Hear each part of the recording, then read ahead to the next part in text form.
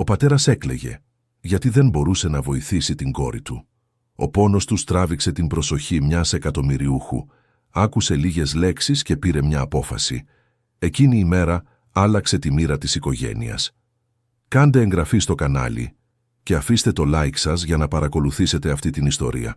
Η Μαρίνα Παπαδάκη πάντα πίστευε ότι το να χτίζεις μια ευτυχισμένη οικογένεια ήταν σαν να φροντίζεις έναν κήπο.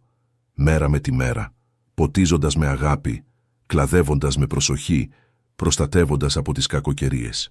Στα 38 της, παντρεμένη εδώ και 15 χρόνια με τον Κώστα Γεωργίου, μητέρα 2 πανέμορφων εφήβων, ατένιζε τη ζωή της από τη βεράντα του διαμερίσματός της στη Γλυφάδα και ένιωθε ότι είχε πετύχει όλα όσα θα μπορούσε να επιθυμήσει μια γυναίκα.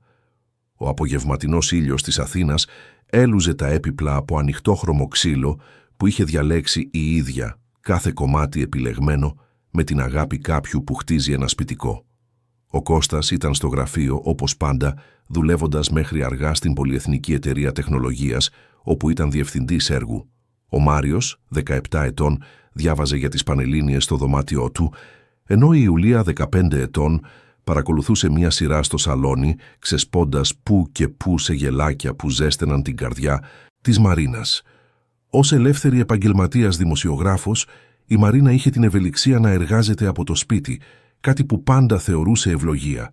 Μπορούσε να είναι παρούσα για τα παιδιά της, να παρακολουθεί από κοντά την ανάπτυξή τους και ταυτόχρονα να διατηρεί ενεργή την καριέρα της, γράφοντας για περιοδικά και διαδικτυακές πύλες. Ήταν η ισορροπημένη ζωή που είχε σχεδιάσει από νέα, όταν γνώρισε τον Κώστα στη σχολή και ερωτεύτηκε εκείνο το σοβαρό, αποφασιστικό αγόρι που μιλούσε για το μέλλον με μάτια που έλαμπαν. Εκείνο το απόγευμα της Τρίτης, ενώ διόρθωνε ένα άρθρο για τις τάσεις στην εκπαίδευση, η Μαρίνα δεν μπορούσε να φανταστεί ότι μικρές ρογμές απλώνονταν ήδη στα θεμέλια της φαινομενικά τέλειας ζωής της. Αόρατες, σιωπηλές ρογμές που μεγάλωναν τις ώρες που ο Κώστας έλεγε ότι δούλευε, τα Σαββατοκύριακα που περνούσε ταξιδεύοντας για δουλειά, στα τηλεφωνήματα που απαντούσε ψιθυριστά βγαίνοντας από το δωμάτιο. Το πρώτο πραγματικό σημάδι ήρθε απροσδόκητα. Η Μαρίνα οργάνωνε τους λογαριασμούς του μήνα όταν παρατήρησε κάτι παράξενο στον λογαριασμό της πιστωτικής κάρτας του Κώστα. Μια επαναλαμβανόμενη χρέωση από ένα ακριβό εστιατόριο στην Κηφισιά, πάντα τις Πέμπτες, πάντα την ώρα του μεσημεριανού. Γνώριζε τη ρουτίνα του συζύγου της καλύτερα από τον καθένα και ήξερε ότι έτρωγε μεσημεριανό στην εταιρεία, στο εστιατόριο για στελέχη του ίδιου του κτηρίου. Αρχικά προσπάθησε να βρει μια λογική εξήγηση. Ίσως ήταν γεύματα εργασίας με σημαντικούς πελάτες. Ο Κώστας ήταν πάντα διακριτικός για τις λεπτομέρειες της εταιρείας, επικαλούμενος θέματα εμπιστευτικότητας. Το σεβόταν αυτό, όπως πάντα σεβόταν τον επαγγελματικό χώρο του συζύγου της, αλλά η συχνότητα αυτών των χρεώσεων την ενοχλούσε, μια μικρή ανησυχία που μεγάλωνε σαν ζυζάνιο.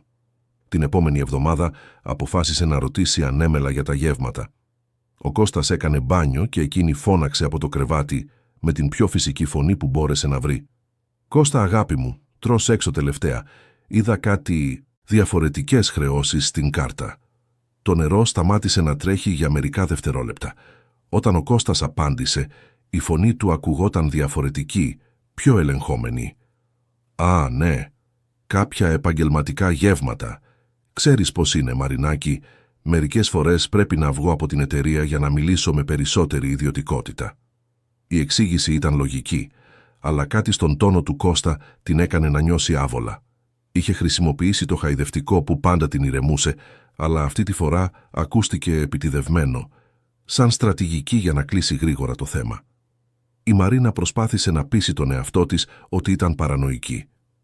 15 χρόνια γάμου δεν χτίζονταν πάνω σε ψέματα. Ο Κώστας ήταν ένας έντιμος άνθρωπος, πάντα ήταν. Πατέρας παρών, σύζυγος στοργικός, ακόμη και με την πιεστική ρουτίνα της δουλειάς. Είχαν τις διαφορές τους, όπως κάθε ζευγάρι, αλλά πάντα μιλούσαν για τα πάντα, ή σχεδόν για τα πάντα, όπως άρχιζε να συνειδητοποιεί. Οι επόμενες μέρες έφεραν κι άλλες μικρές παραξενιές. Το κινητό του Κώστα, που παλιά έμενε χαλαρά πάνω στο τραπέζι κατά τη διάρκεια του δείπνου, τώρα παρέμενε πάντα με την οθόνη προς τα κάτω και το έπαιρνε μαζί του ακόμη και όταν πήγαινε στην τουαλέτα. Τα τηλεφωνήματα κατά τη διάρκεια του Σαββατοκύριακου έγιναν πιο συχνά, απαντώντας, πάντα με τη δικαιολογία ότι ήταν επίγουσα δουλειά, αλλά η Μαρίνα παρατήρησε ότι ο τόνος της φωνής του συζύγου της ήταν διαφορετικός σε αυτές τις συνομιλίες, πιο χαμηλός, σχεδόν οικείος. Ένα βράδυ, ενώ ο Κώστας απαντούσε σε ένα ακόμη από αυτά τα μυστηριώδη τηλεφωνήματα στο πλισταριό, η Μαρίνα έμεινε ξαπλωμένη στο κρεβάτι, κοιτάζοντας το ταβάνι και προσπαθώντας να καταλάβει πότε είχε αρχίσει να υποψιάζεται τον ίδιο της τον σύζυγο. Η αίσθηση ήταν τρομερή, σαν να πρόδιδε την εμπιστοσύνη που ήταν πάντα η σταθερή βάση της σχέσης τους. Η Ιουλία διέκοψε τις σκέψεις της, εμφανιζόμενη στην πόρτα του δωματίου με το κινητό στο χέρι. «Μαμά, ο μπαμπάς μιλάει πολύ σιγά εκεί έξω. Είναι για δουλειά όντως?» Η ερώτηση της κόρης της την έπιασε απροετοίμαστη. Η Ιουλία ήταν πάντα οξυδερκής, ένα κορίτσι που παρατηρούσε λεπτομέρειες που άλλοι προσπερνούσαν. Αν ακόμη και αυτή έβρισκε παράξενη τη συμπεριφορά του πατέρα της, ίσως η ανησυχία της Μαρίνας να μην ήταν αβάσιμη. «Μάλλον, κόρη μου, ξέρεις πώς είναι. Μερικές φορές η δουλειά του περιλαμβάνει εμπιστευτικές πληροφορίες». Η Ιουλία έγνεψε καταφατικά, αλλά η Μαρίνα είδε στο βλέμμα της κόρης της την ίδια αμφιβολία που την κατέτρωγε. Αφού έφυγε το κορίτσι, η Μαρίνα έμεινε μόνη με τις σκέψεις της, ένα μείγμα ενοχής που υποψιαζόταν και φόβου για το τι θα μπορούσε να ανακαλύψει αν ερευνούσε πραγματικά. Ο Κώστας επέστρεψε στο δωμάτιο λίγα λεπτά αργότερα με κουρασμένο ύφος. «Συγγνώμη, αγάπη μου. Ενοχλητικός πελάτης, ξέρεις πώς είναι. Θα κάνω ένα γρήγορο μπάνιο και έρχομαι να κοιμηθώ». Τη φίλησε στο μέτωπο μία αυτόματη τρυφερή χειρονομία που όμως ακούστηκε κενή στη Μαρίνα. Ενώ άκουγε τον θόρυβο του ντους, έπιασε τον εαυτό της να παρατηρεί τις λεπτομέρειες του δωματίου που μοιράζονταν τόσα χρόνια. Οι φωτογραφίες της οικογένειας στους τοίχους, τα βιβλία του στη βιβλιοθήκη, το σιρτάρι όπου φύλαγε τα ρολόγια που συνέλεγε από νέος. Όλα φαίνονταν ίδια, αλλά ταυτόχρονα εντελώς διαφορετικά. Το επόμενο πρωί, ο Κώστας έφυγε νωρίτερα από το συνηθισμένο, επικαλούμενος μία σημαντική συνάντηση. Η Μαρίνα εκμεταλλεύτηκε την ευκαιρία για να τηλεφωνήσει στην καλύτερη της φίλη, τη Χριστίνα, που γνώριζε το ζευγάρι από την εποχή της σχολής. «Χριστί, μπορώ να σου κάνω μια κάπως παράξενη ερώτηση?» «Φυσικά, Μαρίνα. Τι έγινε?» «Πιστεύεις ότι είναι φυσιολογικό ένας παντρεμένος άντρας να αλλάζει ξαφνικά συμπεριφορά, να γίνεται πιο κλειστός, πιο προσεκτικός με το κινητό του?» Υπήρξε μια σιωπή στην άλλη άκρη της γραμμής πριν απαντήσει η Χριστίνα. «Μαρίνα, τι συμβαίνει?» Η Μαρίνα της είπε για τα μυστηριώδη γεύματα, το πάντα προστατευμένο κινητό, τα ψιθυριστά τηλεφωνήματα. Καθώς μιλούσε, συνειδητοποιούσε ότι αυτό που φαινόταν απλώς δική της παράνοια αποκτούσε πιο ανησυχητικές διαστάσεις. «Κοίτα, Μαρίνα, δεν θέλω να σε τρομάξω, αλλά γνωρίζεις τον Κώστα εδώ και πολύ καιρό. Αν κάτι σε ενοχλεί, ίσως είναι καλύτερα να το ξεκαθαρίσεις σύντομα. Μίλησέ του ευθέως». Η συμβουλή ήταν λογική, αλλά η Μαρίνα ήξερε ότι δεν θα ήταν τόσο απλό. Πώς να ρωτήσεις τον σύζυγό σου αν σε απατά χωρίς να ακουστείς κατηγορηματική? Πώς να αμφισβητήσεις 15 χρόνια αμοιβαίας εμπιστοσύνης βασισμένη μόνο σε υποψίες? Εκείνο, το απόγευμα, αποφάσισε να κάνει κάτι που δεν είχε σκεφτεί ποτέ. Να παρακολουθήσει τον Κώστα. Η ιδέα της προκαλούσε ναυτία, την έκανε να νιώθει σαν μια καχύποπτη σύζυγος από κακή ταινία, αλλά το άγχος γινόταν αφόρητο. Χρειαζόταν απαντήσεις. Στις 11:30 πάρκαρε το αυτοκίνητο σε ασφαλή απόσταση από την εταιρεία του Κώστα, στο κέντρο της Αθήνας. Η καρδιά της χτυπούσε δυνατά, τα χέρια της ίδρωναν στο τιμόνι. Ένα μέρος της ευχόταν να βγει μόνος του, να επιβεβαιώσει ότι υπερέβαλε, ότι θα μπορούσε να γυρίσει σπίτι και να ξεχάσει όλη αυτή την τρέλα. 12 ακριβώς, ο Κώστας εμφανίστηκε στην πόρτα του κτηρίου. Αλλά δεν ήταν μόνος. Μια μελαχρινή κομψή γυναίκα με ψηλά τακούνια και μαύρο ταγέρ περπατούσε δίπλα του. Μιλούσαν ζωηρά και όταν έφτασαν στο πεζοδρόμιο, ο Κώστας έβαλε το χέρι του στην πλάτη της, μια οικία χειρονομία που η Μαρίνα αναγνώρισε, γιατί έτσι την καθοδηγούσε εκείνος όταν έβγαιναν μαζί. Ο κόσμος της Μαρίνας κατέρευσε εκείνη τη στιγμή. Δεν ήταν παράνοια. Δεν ήταν σύμπτωση. Εκείνη η γυναίκα δεν ήταν μία απλή συνάδελφος. Ο τρόπος που κοιτάζονταν, που κινούνταν σε αρμονία, πρόδιδε μια οικειότητα που ξεπερνούσε κατά πολύ το επαγγελματικό. Τους ακολούθησε μέχρι το εστιατόριο στην Κηφισιά, το ίδιο που εμφανιζόταν στις χρεώσεις της κάρτας. Πάρκαρε μακριά και έμεινε να παρακολουθεί μέσα από τις γυάλινες τζαμαρίες. Ο Κώστας και η γυναίκα κάθισαν σε ένα απομονωμένο τραπέζι με την πλάτη στον δρόμο. Τον είδε να πιάνει το χέρι της γυναίκας πάνω στο τραπέζι, να γελάει εκείνη με κάτι που της είπε. Να γέρνουν και οι δύο ο ένας προς τον άλλον σαν ερωτευμένοι. Η Μαρίνα επέστρεψε σπίτι σε κατάσταση σοκ. Πάρκαρε το αυτοκίνητο στον γκαράζ της πολυκατοικίας και έμεινε εκεί καθισμένη, προσπαθώντας να επεξεργαστεί αυτό που είχε δει. 15 χρόνια γάμου, 2 παιδιά, μια ολόκληρη ζωή χτισμένη μαζί. Και ο Κώστας ήταν εκεί, σε εκείνο το εστιατόριο, συμπεριφερόμενος σαν να μην υπήρχε τίποτα από όλα αυτά. Όταν τελικά ανέβηκε στο διαμέρισμα, η Ιουλία ήταν στην κουζίνα ετοιμάζοντας ένα σάντουιτς. «Μαμά, είσαι καλά. Είσαι χλωμή». «Είμαι απλώς κουρασμένη, κόρη μου.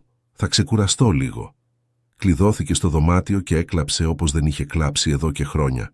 Δεν ήταν μόνο η προδοσία που την απέλπιζε, αλλά η αίσθηση ότι ήταν ανόητη. Πόσα σημάδια είχε αγνοήσει, πόσα ψέματα είχε καταπιεί χωρίς να αμφισβητήσει. Για πόσο καιρό ο Κώστας ζούσε αυτή τη διπλή ζωή.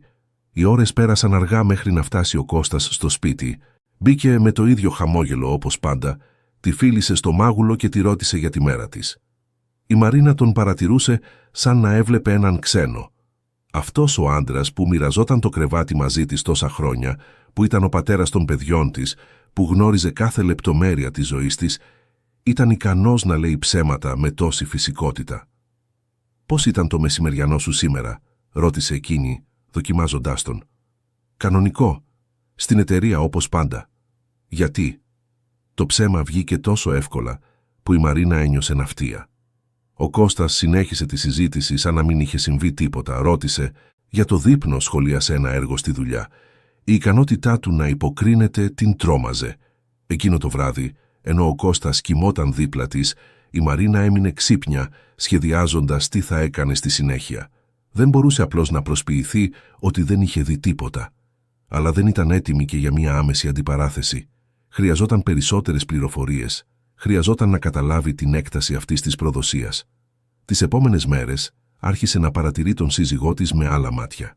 Παρατήρησε πώς έλεγχε συνεχώς το κινητό του, πώς χαμογελούσε όταν λάμβανε ορισμένα μηνύματα, πώς έβρισκε δικαιολογίες για να βγει τα Σαββατοκύριακα.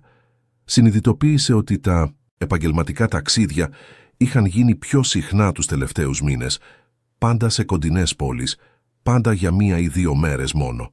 Μια εβδομάδα μετά το περιστατικό στο εστιατόριο, η Μαρίνα πήρε μια απόφαση που δεν φανταζόταν ποτέ ότι θα έπαιρνε. Προσέλαβε έναν ιδιωτικό ερευνητή. Η σύσταση ήρθε μέσω της Χριστίνας, που γνώριζε κάποιον διακριτικό και επαγγελματία. Ο άντρας, ένας μεσήλικας κύριος ονόματι Σταύρος, εξήγησε ότι χρειαζόταν χρόνο για να συγκεντρώσει αδιάσυστα στοιχεία. Ενώ περίμενε την έκθεση, η Μαρίνα προσπαθούσε να διατηρήσει την κανονικότητα στο σπίτι. Ετοίμαζε το πρωινό του Κώστα, βοηθούσε τα παιδιά με τα μαθήματά τους, προσποιούνταν ότι η ζωή της δεν κατέρεε σιωπηλά. Το πιο δύσκολο ήταν να κοιμάται δίπλα του κάθε βράδυ, νιώθοντας τη μυρωδιά του αρώματός της, που μερικές φορές εξακολουθούσε να ποτίζει τα ρούχα του. Κατά τη διάρκεια αυτής της αγωνιώδους περίοδου αναμονής, η Μαρίνα άρχισε να παρατηρεί ότι δεν ήταν μόνη στην κατάστασή της. Ένα απόγευμα, ενώ δούλευε σε ένα καφέ στα νότια προάστια, άκουσε 2 γυναίκες στο διπλανό τραπέζι να μιλούν για απιστίες, χωρισμούς, νέα ξεκινήματα. Συνειδητοποίησε ότι η ιστορία της δυστυχώς δεν ήταν μοναδική. Αλλά αυτό, αντί να την παρηγορήσει, την έκανε να νιώθει ακόμη πιο χαμένη. Το τηλεφώνημα του Σταύρου ήρθε 2 εβδομάδες αργότερα. Η φωνή του ήταν ευγενική αλλά επαγγελματική. «Κυρία Μαρίνα, πρέπει να σας μιλήσω προσωπικά. Έχω σημαντικές πληροφορίες». Συναντήθηκαν σε ένα διακριτικό καφέ στη Βουλιαγμένη. Ο Σταύρος άνοιξε έναν καφέ φάκελο και άρχισε να δείχνει φωτογραφίες, αποδείξεις, αρχεία εισόδου και εξόδου από ξενοδοχεία. Η γυναίκα ονομαζόταν Βίκη Αλεξίου, ήταν παντρεμένη και δούλευε στον ίδιο όροφο με τον Κώστα. Η σχέση τους κρατούσε τουλάχιστον 8 μήνες και δεν περιοριζόταν μόνο στα γεύματα στην Κηφισιά. Αλλά υπάρχει και κάτι άλλο, κυρία Μαρίνα. Ο σύζυγός της επίσης δεν ξέρει τίποτα. Κατάφερα να βρω κάποιες πληροφορίες για αυτόν. Ονομάζεται Φίλιππος Αλεξίου, είναι γιατρός. Έχει ιατρείο στην Κηφισιά. Από ό,τι διαπίστωσα είναι ένας έντιμος άνθρωπος, αφοσιωμένος στη δουλειά και την οικογένειά του. Η πληροφορία για τον Φίλιππο φύτεψε έναν σπόρο στο μυαλό της Μαρίνας. Αν εκείνη υπέφερε από αυτή την προδοσία, σίγουρα και αυτός άξιζε να μάθει την αλήθεια. Αλλά ήταν άραγε έτοιμη να κάνει αυτό το βήμα. Το να επικοινωνήσει με τον σύζυγο της ερωμένης σήμαινε να επισημοποιήσει την κατάσταση, να την κάνει μη αναστρέψιμη. Εκείνο το βράδυ η Μαρίνα δείπνησε με την οικογένεια σαν να μην είχε αλλάξει τίποτα. Ο Κώστας μίλησε για ένα νέο έργο στην εταιρεία, ο Μάριος σχολίασε το διαγώνισμα της φυσικής, η Ιουλία παραπονέθηκε για τον όγκο των μαθημάτων. Η κανονικότητα εκείνης της στιγμής ερχόταν σε βίαιη αντίθεση με τον κικαιώνα των συναισθημάτων που η Μαρίνα κουβαλούσε μέσα της. Αφού πήγαν όλοι για ύπνο, έμεινε μόνη στο σαλόνι κοιτάζοντας τις φωτογραφίες της οικογένειας που ήταν σκορπισμένες στη βιβλιοθήκη. 15 χρόνια αναμνήσεων που τώρα φαίνονταν μολυσμένα από το ψέμα. Σκεφτόταν άραγε ο Κώστας εκείνη και τα παιδιά όταν ήταν με τη Βίκη. Ένιωθε ενοχές ή είχε απλώς αποφασίσει ότι του άξιζε αυτή η περιπέτεια. Η απόφαση να επικοινωνήσει με τον Φίλιππο ήρθε σταδιακά, σαν μια βεβαιότητα που σχηματίζεται αργά αλλά γίνεται ακλόνητη. Είχε το δικαίωμα να μάθει, όπως είχε και εκείνη, και ίσως μαζί να μπορούσαν να βρουν έναν τρόπο να αντιμετωπίσουν αυτή την κατάσταση που θα τους άφηνε στοιχειωδώς ακέραιους. Την επόμενη μέρα η Μαρίνα πήρε την κάρτα που της είχε δώσει ο Σταύρος με τις πληροφορίες του Φίλιππου. Το ιατρείο του βρισκόταν σε ένα σύγχρονο ιατρικό κέντρο στην Κηφισιά. Οδήγησε μέχρι εκεί χωρίς να είναι σίγουρη τι ακριβώς θα έλεγε, αλλά ξέροντας ότι έπρεπε να δράσει. Η γραμματέας την ενημέρωσε ότι ο γιατρός εξέταζε, αλλά θα μπορούσε να τη δει στο τέλος της ημέρας αν ήταν επίγον. Η Μαρίνα είπε ναι, ήταν επίγον και περίμενε στην αίθουσα αναμονής, παρατηρώντας άλλους ασθενείς και προσπαθώντας να φανταστεί πώς θα αντιδρούσε ο Φίλιππος όταν θα μάθαινε την αλήθεια. Όταν τελικά την κάλεσαν, η Μαρίνα βρέθηκε μπροστά σε έναν ψηλό άντρα με γκρίζα μαλλιά, κουρασμένα αλλά ευγενικά μάτια. Τη χαιρέτησε επαγγελματικά, αλλά εκείνη διέκρινε μια αστραπή περιέργειας στο βλέμμα του. «Γιατρέ Αλεξίου, πρέπει να σας μιλήσω για ένα πολύ ευαίσθητο θέμα. Αφορά τη σύζυγό σας, τη Βίκη». Η έκφρασή του άλλαξε αμέσως. Οι μύες του προσώπου του σφίχτηκαν και η Μαρίνα είδε ότι ήδη υποψιαζόταν κάτι. «Καθίστε. Παρακαλώ. Περί τίνος πρόκειται?» Η Μαρίνα πήρε μια βαθιά ανάσα και άρχισε να τα λέει όλα. Την ανακάλυψη της απιστίας, την έρευνα, τα στοιχεία. Ο Φίλιππος την άκουγε σιωπηλός και καθώς μιλούσε έβλεπε τον πόνο να απλώνεται στο πρόσωπό του σαν λεκές που μεγαλώνει. Όταν τελείωσε έμειναν για λίγα λεπτά σιωπηλοί. Ο Φίλιππος κοιτούσε τα χέρια του, επεξεργαζόμενος τις πληροφορίες που μόλις είχε λάβει. «Το υποψιαζόμουν», είπε τελικά. «Η Βίκη είναι διαφορετική εδώ και μερικούς μήνες. Πιο απόμακρη, πιο προσεκτική. Αλλά ήθελα να πιστεύω ότι φανταζόμουν πράγματα. Η ομοιότητα μεταξύ των καταστάσεών τους ήταν οδυνηρή και ταυτόχρονα παρηγορητική. Δεν ήταν μόνη σε αυτή την καταστροφική εμπειρία. Γιατρέ Αλεξίου, ξέρω ότι αυτό είναι πολύ δύσκολο να το επεξεργαστείτε. Αλλά πιστεύω ότι και οι δύο αξίζουμε την αλήθεια. Και αξίζουμε να αποφασίσουμε τι θα κάνουμε με αυτές τις πληροφορίες». Σήκωσε τα μάτια του και την κοίταξε για πρώτη φορά από τότε που είχε αρχίσει να μιλάει. «Τι προτείνετε?» Ήταν εκείνη τη στιγμή που η Μαρίνα συνειδητοποίησε ότι επρόκειτο να προτείνει κάτι που θα άλλαζε για πάντα την πορεία όλων των εμπλεκομένων σε αυτή την ιστορία. Αλλά ήξερε επίσης ότι δεν μπορούσε πλέον να ζει στο ψέμα και ότι ο Φίλιππος άξιζε την ίδια ευκαιρία να επιλέξει το δικό του πεπρωμένο. Η συζήτηση μεταξύ της Μαρίνας και του Φίλιππου κράτησε πάνω από 1 ώρα σε εκείνο το ιατρείο. Σιγά σιγά η αρχική ένταση έδωσε τη θέση της σε μια αμοιβαία κατανόηση που γεννιόταν από τον κοινό πόνο. Ο Φίλιππος αποκάλυψε τις δικές του υποψίες, τις καθυστερημένες αφίξεις της Βίκης στο σπίτι, τις όλο και πιο περίτεχνες δικαιολογίες, τη σωματική και συναισθηματική απόσταση που είχε εγκατασταθεί μεταξύ τους τελευταίους μήνες. «Είμαστε δύο ανόητοι, έτσι δεν είναι», είπε με ένα πικρό χαμόγελο, πιστεύοντας σε ψέματα που οι ίδιες μας οι καρδιές ήξεραν ότι ήταν ψεύτικα. Η Μαρίνα ένιωσε μια παράξενη ανακούφιση ακούγοντας αυτά τα λόγια. Από την ανακάλυψη κατηγορούσε τον εαυτό της που δεν είχε αντιληφθεί τα σημάδια νωρίτερα, που ήταν υπερβολικά αφελής. Το να ξέρει ότι ο Φίλιππος περνούσε το ίδιο δίλημμα την ηρεμούσε με έναν απροσδόκητο τρόπο. «Αυτό που με πονάει περισσότερο δεν είναι καν η ίδια η απιστία», ομολόγησε η Μαρίνα. «Είναι η ευκολία με την οποία λένε ψέματα. Λες και η εμπιστοσύνη μας δεν άξιζε τίποτα». Ο Φίλιππος έγνεψε καταφατικά, καταλαβαίνοντας ακριβώς τι ήθελε να πει. Συμφώνησαν να συναντηθούν ξανά την επόμενη εβδομάδα, αυτή τη φορά σε έναν πιο ιδιωτικό χώρο, για να αποφασίσουν πώς θα προχωρήσουν. Και οι δύο ήξεραν ότι το να αντιμετωπίσουν απλώς τους συζύγους τους δεν θα ήταν αρκετό. Ήθελαν κάτι πιο οριστικό, έναν τρόπο να διασφαλίσουν ότι η αλήθεια θα έβγαινε στο φως με αδιαμφισβήτητο τρόπο. Τις μέρες που ακολούθησαν, η Μαρίνα έπιασε τον εαυτό της να παρατηρεί τον Κώστα με ένα μείγμα ήκτου και οργής. Κατά τη διάρκεια του πρωινού, ενώ διάβαζε τις ειδήσεις στο τάμπλετ, αναρωτιόταν αν σκεφτόταν τη Βίκη. Όταν της φιλούσε το μέτωπο πριν φύγει για τη δουλειά, αναρωτιόταν αν ήταν ο ίδιος άντρας που, λίγες ώρες αργότερα, θα ψιθύριζε τρυφερά λόγια στο αυτί μιας άλλης γυναίκας. Η οικογενειακή ρουτίνα συνεχιζόταν φαινομενικά φυσιολογικά. Ο Μάριος ήταν απορροφημένος με το διάβασμα για τις Πανελλήνιες, περνώντας τον περισσότερο χρόνο του κλεισμένο στο δωμάτιο με βιβλία και σημειώσεις. Η Ιουλία, πάντα πιο παρατηρητική, άρχισε να κάνει σχόλια για την παράξενη συμπεριφορά των γονιών της. «Μαμά, τσακωθήκατε με τον μπαμπά?» ρώτησε ένα απόγευμα, ενώ ψώνιζαν στο σούπερ μάρκετ. «Γιατί το ρωτάς αυτό, κόρη μου? Με το ζόρι μιλάτε τελευταία, και όταν μιλάτε φαίνεται επιτιδευμένο, ξέρεις». Η Μαρίνα ένιωσε το στήθος της να σφίγγεται.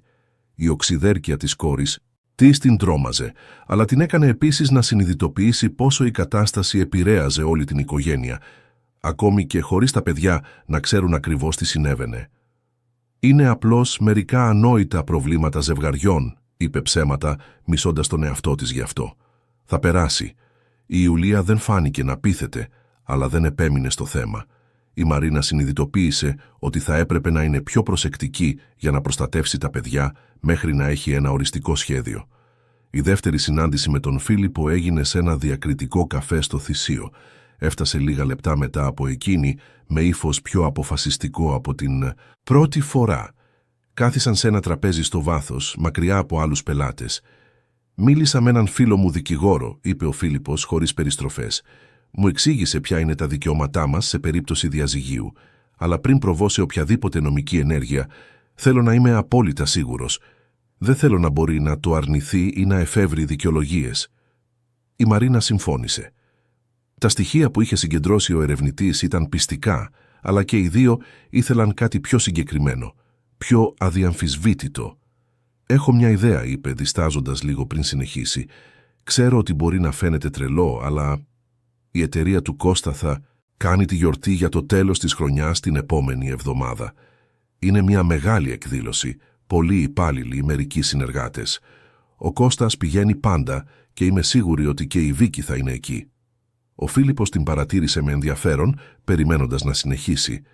«Κι αν εμφανιζόμασταν μαζί, όχι για να κάνουμε σκάνδαλο, αλλά για να δείξουμε ότι ξέρουμε, ότι δεν είμαστε πλέον οι αφελείς σύζυγοι που νομίζουν ότι είμαστε». Η ιδέα ήταν ρυψοκίνδυνη, αλλά είχε μια λογική που και οι δύο αναγνώρισαν αμέσως. Θα ήταν ένας τρόπος να τους αντιμετωπίσουν δημόσια, αλλά χωρίς χυδαιότητα. Μια σιωπηρή δήλωση ότι το παιχνίδι είχε τελειώσει. «Ο Κώστας πάντα έλεγε ότι δεν σου άρεσαν αυτές οι εκδηλώσεις της εταιρείας», παρατήρησε ο Φίλιππος. «Πώς θα δικαιολογούσες την παρουσία σου?» Η Μαρίνα το είχε ήδη σκεφτεί.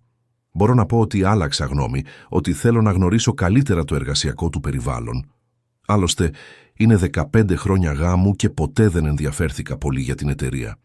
Θα ήταν μια εύλογη αλλαγή συμπεριφοράς». Πέρασαν τις επόμενες 2 ώρες σχεδιάζοντας κάθε λεπτομέρεια. Ο Φίλιππος θα ερευνούσε τον τόπο και την ώρα της εκδήλωσης μέσω της Βίκης.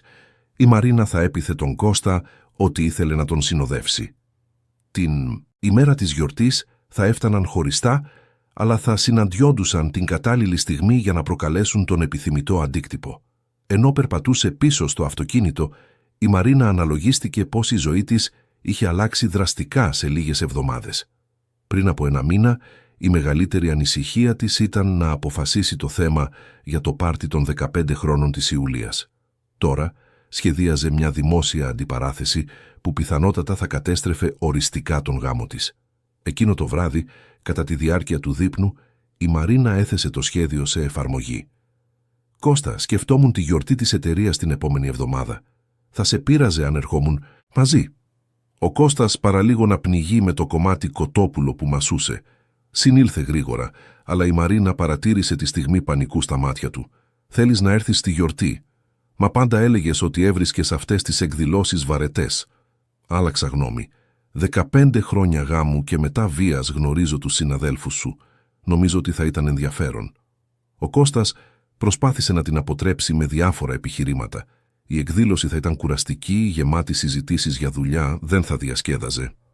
Όσο περισσότερο προσπαθούσε να την αποθαρρύνει, τόσο περισσότερο η Μαρίνα ήταν σίγουρη ότι βρισκόταν στον σωστό δρόμο. «Έχει αποφασιστεί», είπε με σταθερότητα. «Θα έρθω μαζί σου». Ο Κώστας έγνεψε απρόθυμα, αλλά εκείνη είδε ότι ήταν εμφανώς ενοχλημένος. Εκείνο το βράδυ έκανε αρκετά ψιθυριστά τηλεφωνήματα και η Μαρίνα φαντάστηκε ότι ενημέρωνε τη Βίκη για την αλλαγή στα σχέδια. Οι επόμενες μέρες ήταν γεμάτες διακριτική προετοιμασία. Η Μαρίνα αγόρασε ένα καινούριο φόρεμα, κάτι κομψό που όμως μετέδιδε και αυτοπεποίθηση. Ήθελε να είναι άψογη όταν θα τους αντιμετώπιζε. Ο Φίλιππος έστελνε διακριτικά μηνύματα, κρατώντας την ενήμερη για τις προετοιμασίες της Βίκης για την εκδήλωση. Σε ένα από αυτά τα μηνύματα αποκάλυψε κάτι που έκανε το αίμα της Μαρίνας να παγώσει. Η Βίκη είχε σχολιάσει ότι ανυπομονούσε να φτάσει στο σπίτι μετά τη γιορτή, γιατί είχαν προγραμματίσει ένα ρομαντικό ταξίδι για το Σαββατοκύριακο. Ένα ταξίδι με τον Κώστα, προφανώς μεταμφιεσμένο σε ένα ακόμη από τα συνεχή επαγγελματικά του ταξίδια. Η ανακάλυψη του ρομαντικού ταξιδιού ήταν η σταγόνα που χρειαζόταν η Μαρίνα για να ξεπεράσει κάθε δισταγμό που μπορεί να είχε ακόμα. Ο Κώστας σχεδίαζε να περάσει ένα ολόκληρο Σαββατοκύριακο με τη Βίκη, πιθανότατα σε κάποιο θέρετρο ή γοητευτικό ξενώνα, ενώ εκείνη θα έμενε στο σπίτι φροντίζοντας τα παιδιά και πιστεύοντας σε ένα ακόμη ψέμα για δουλειά. Εκείνο το βράδυ παρατήρησε τον Κώστα στο μπάνιο και προσπάθησε να καταλάβει πότε ακριβώς είχε χάσει τον άντρα με τον οποίο είχε παντρευτεί. Ήταν άραγε η απιστία ένα σύμπτωμα μιας βαθύτερης αλλαγής μέσα του ή απλώς μια στιγμιαία αδυναμία που είχε μετατραπεί σε ένα αυξανόμενο ψέμα. Ένα μέρος της εξακολουθούσε να λυπάται για αυτό που επρόκειτο να κάνει, αλλά ένα μεγαλύτερο μέρος ήξερε ότι δεν είχε άλλη επιλογή. Η συζήτηση με τα παιδιά για τη γιορτή ήταν πιο λεπτή από ό,τι περίμενε. Ο Μάριος μετά βίας σήκωσε τα μάτια από τα βιβλία του όταν του είπε ότι θα έβγαινε με τον πατέρα του το βράδυ της Παρασκευής. Η Ιουλία, από την άλλη, έδειξε περιέργεια. «Θα βγείτε μαζί?» ρώτησε με ένα ελπιδοφόρο χαμόγελο. «Έχετε καιρό να το κάνετε». Η προσδοκία στη φωνή της κόρης της ράγισε την καρδιά της Μαρίνας. Η Ιουλία ερμήνευε την έξοδο στη γιορτή ως σημάδι ότι οι γονείς της έλυναν τα προβλήματά τους. Πώς θα εξηγούσε σύντομα ότι στην πραγματικότητα συνέβαινε το αντίθετο? «Ναι, κόρη μου, θα είναι μια ξεχωριστή βραδιά», είπε η Μαρίνα, και μόνο εκείνη ήξερε πόσο αληθινή ήταν αυτή η δήλωση. Την Πέμπτη, παραμονή της γιορτής, ο Κώστας έφτασε στο σπίτι πιο ταραγμένος από το συνηθισμένο. Φρόντισε να επιβεβαιώσει αρκετές φορές. Αν η Μαρίνα ήθελε πραγματικά να πάει, προσφέρθηκε να το ακυρώσει. Είπε ότι είχε πολλή δουλειά να κάνει το Σαββατοκύριακο. Όλα τα σημάδια ενός άντρα απελπισμένου να κρατήσει τις δύο του ζωές χωριστές. «Χαλάρωσε, αγάπη μου», είπε η Μαρίνα με μια ηρεμία που ούτε η ίδια ήξερε ότι διέθετε. «Θα είναι διασκεδαστικό να γνωρίσω καλύτερα τον κόσμο σου». Εκείνο το βράδυ, ξαπλωμένη στο κρεβάτι, ο Κώστας φαινόταν πιο απόμακρος από ποτέ. Η Μαρίνα προσποιήθηκε ότι κοιμόταν και τον άκουσε να ελέγχει το κινητό του αρκετές φορές, πληκτρολογώντας σιωπηλά μηνύματα. Πιθανότατα μιλούσε με τη Βίκη, προσπαθώντας να επεξεργαστεί μία στρατηγική για να αντιμετωπίσει την απροσδόκητη παρουσία της συζύγου του. Το πρωί της Παρασκευής, ο Φίλιππος έστειλε το τελικό μήνυμα. Η Βίκη επιβεβαίωσε την παρουσία της. Δεν υποψιάζεται τίποτα. Συναντιόμαστε εκεί στις 9, όπως συμφωνήσαμε. Η Μαρίνα πέρασε τη μέρα προσπαθώντας να διατηρήσει την κανονικότητα. Έκανε τις δουλειές του σπιτιού. Βοήθησε την Ιουλία με μια εργασία του σχολείου, μίλησε με τον Μάριο για τις αιτήσεις για τις Πανελλήνιες. Η οικογενειακή ρουτίνα που σύντομα θα ήταν απλώς μια ανάμνηση. Αργά το απόγευμα άρχισε να ετοιμάζεται. Επέλεξε το σκούρο μπλε φόρεμα που είχε αγοράσει, ένα χρώμα που πάντα την κολάκευε. Έκανε ένα πιο περίτεχνο μακιγιάζ από το συνηθισμένο, χτένισε τα μαλλιά της με διαφορετικό τρόπο.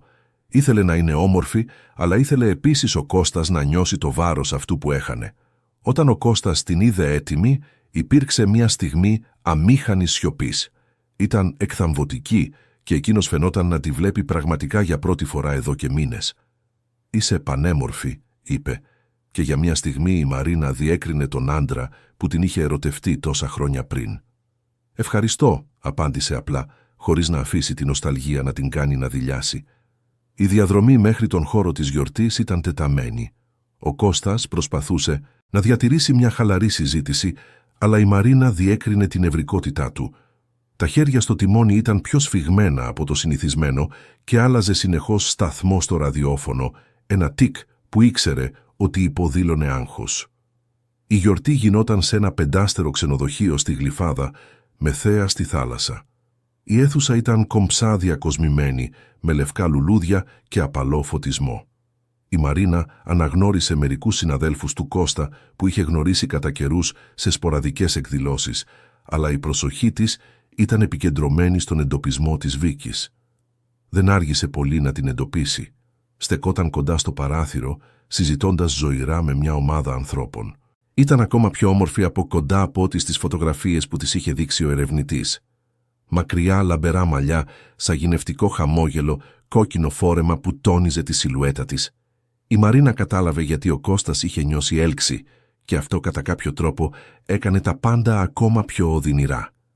Ο Κώστας την πήγε σε μερικούς συναδέλφους, συστηνοντάς την όπως πάντα.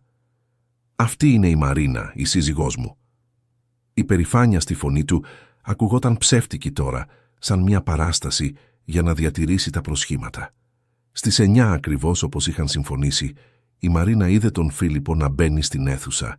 Ήταν άψογα ντυμένος, με ένα σκούρο κοστούμι που τον έκανε να φαίνεται ακόμα πιο κομψός.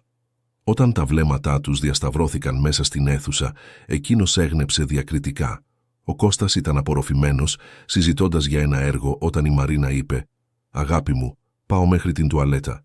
Επιστρέφω αμέσως». Αντί να πάει στην τουαλέτα, κατευθύνθηκε προς το σημείο όπου βρισκόταν ο Φίλιππος, κοντά στο μπαρ. Καθώς τον πλησίαζε, ένιωσε την καρδιά της να χτυπά δυνατά, όχι από νευρικότητα, αλλά από αποφασιστικότητα. «Γιατρέ Αλεξίου, τι έκπληξη που σας βρίσκω εδώ», είπε με τόνο φωνής αρκετά δυνατό, ώστε να ακουστεί από μερικούς ανθρώπους γύρω. «Μαρίνα, τι χαρά που σε βλέπω», απάντησε εκείνος μπαίνοντας στο παιχνίδι. Άρχισαν να συζητούν φυσικά, σαν παλιοί γνωστοί που ξαναβρίσκονται τυχαία. Η Μαρίνα μπορούσε να δει με την άκρη του ματιού της ότι μερικοί άνθρωποι άρχιζαν να παρατηρούν τη συζήτηση μεταξύ τους. Ήταν ακριβώς αυτό που ήθελαν, να δημιουργήσουν μια κατάσταση που αναπόφευκτα θα έφτανε στα αυτιά του Κώστα και της Βίκης. Δεν άργησε πολύ. Η Μαρίνα είδε τον Κώστα να πλησιάζει με μια απορριμμένη έκφραση στο πρόσωπο. Όταν έφτασε αρκετά κοντά για να ακούσει, εκείνη είπε «Κώστα, αγαπημένε μου, άσε με να σε συστήσω στον γιατρό Φίλιππο Αλεξίου. Γιατρέ, αυτός είναι ο σύζυγός μου, ο Κώστας Γεωργίου». Η αντίδραση του Κώστα ήταν άμεση. Το πρόσωπό του χλώμιασε ορατά και άπλωσε το χέρι του στον Φίλιππο με δισταγμό. Ήξερε ποιος ήταν ο Φίλιππος, προφανώς. Ο σύζυγος της γυναίκας με την οποία συναντιόταν κρυφά εδώ και μήνες. «Χαίρο πολύ», είπε ο Φίλιππος με εντυπωσιακή ηρεμία. «Η σύζυγός σας μου έλεγε για τη δουλειά της στην εταιρεία. Τι σύμπτωση να συναντηθούμε εδώ». Ο Κώστας μουρμούρισε κάτι ασυνάρτητο σε απάντηση, φανερά σε πανικό. Η Μαρίνα μπορούσε να δει ότι προσπαθούσε να επεξεργαστεί πώς ο Φίλιππος είχε βρεθεί εκεί, συζητώντας ανέμελα με τη σύζυγό του. Και αν αυτό σήμαινε ότι όλα είχαν αποκαλυφθεί. Ήταν εκείνη τη στιγμή που εμφανίστηκε η Βίκη, προσελκυσμένη από τη μικρή συνάθρηση που είχε σχηματιστεί. Όταν είδε τον Φίλιππο, η αντίδρασή της ήταν ακόμα πιο δραματική από του Κώστα. Κυριολεκτικά σκόνταψε και τη στήριξε μια συνάδελφος. «Φίλιππε, τι κάνεις εδώ?» ρώτησε με τρεμάμενη φωνή. «Ήρθα να γνωρίσω καλύτερα το εργασιακό περιβάλλον της συζύγου μου», απάντησε εκείνος με ένα χαμόγελο που δεν έφτανε στα μάτια του.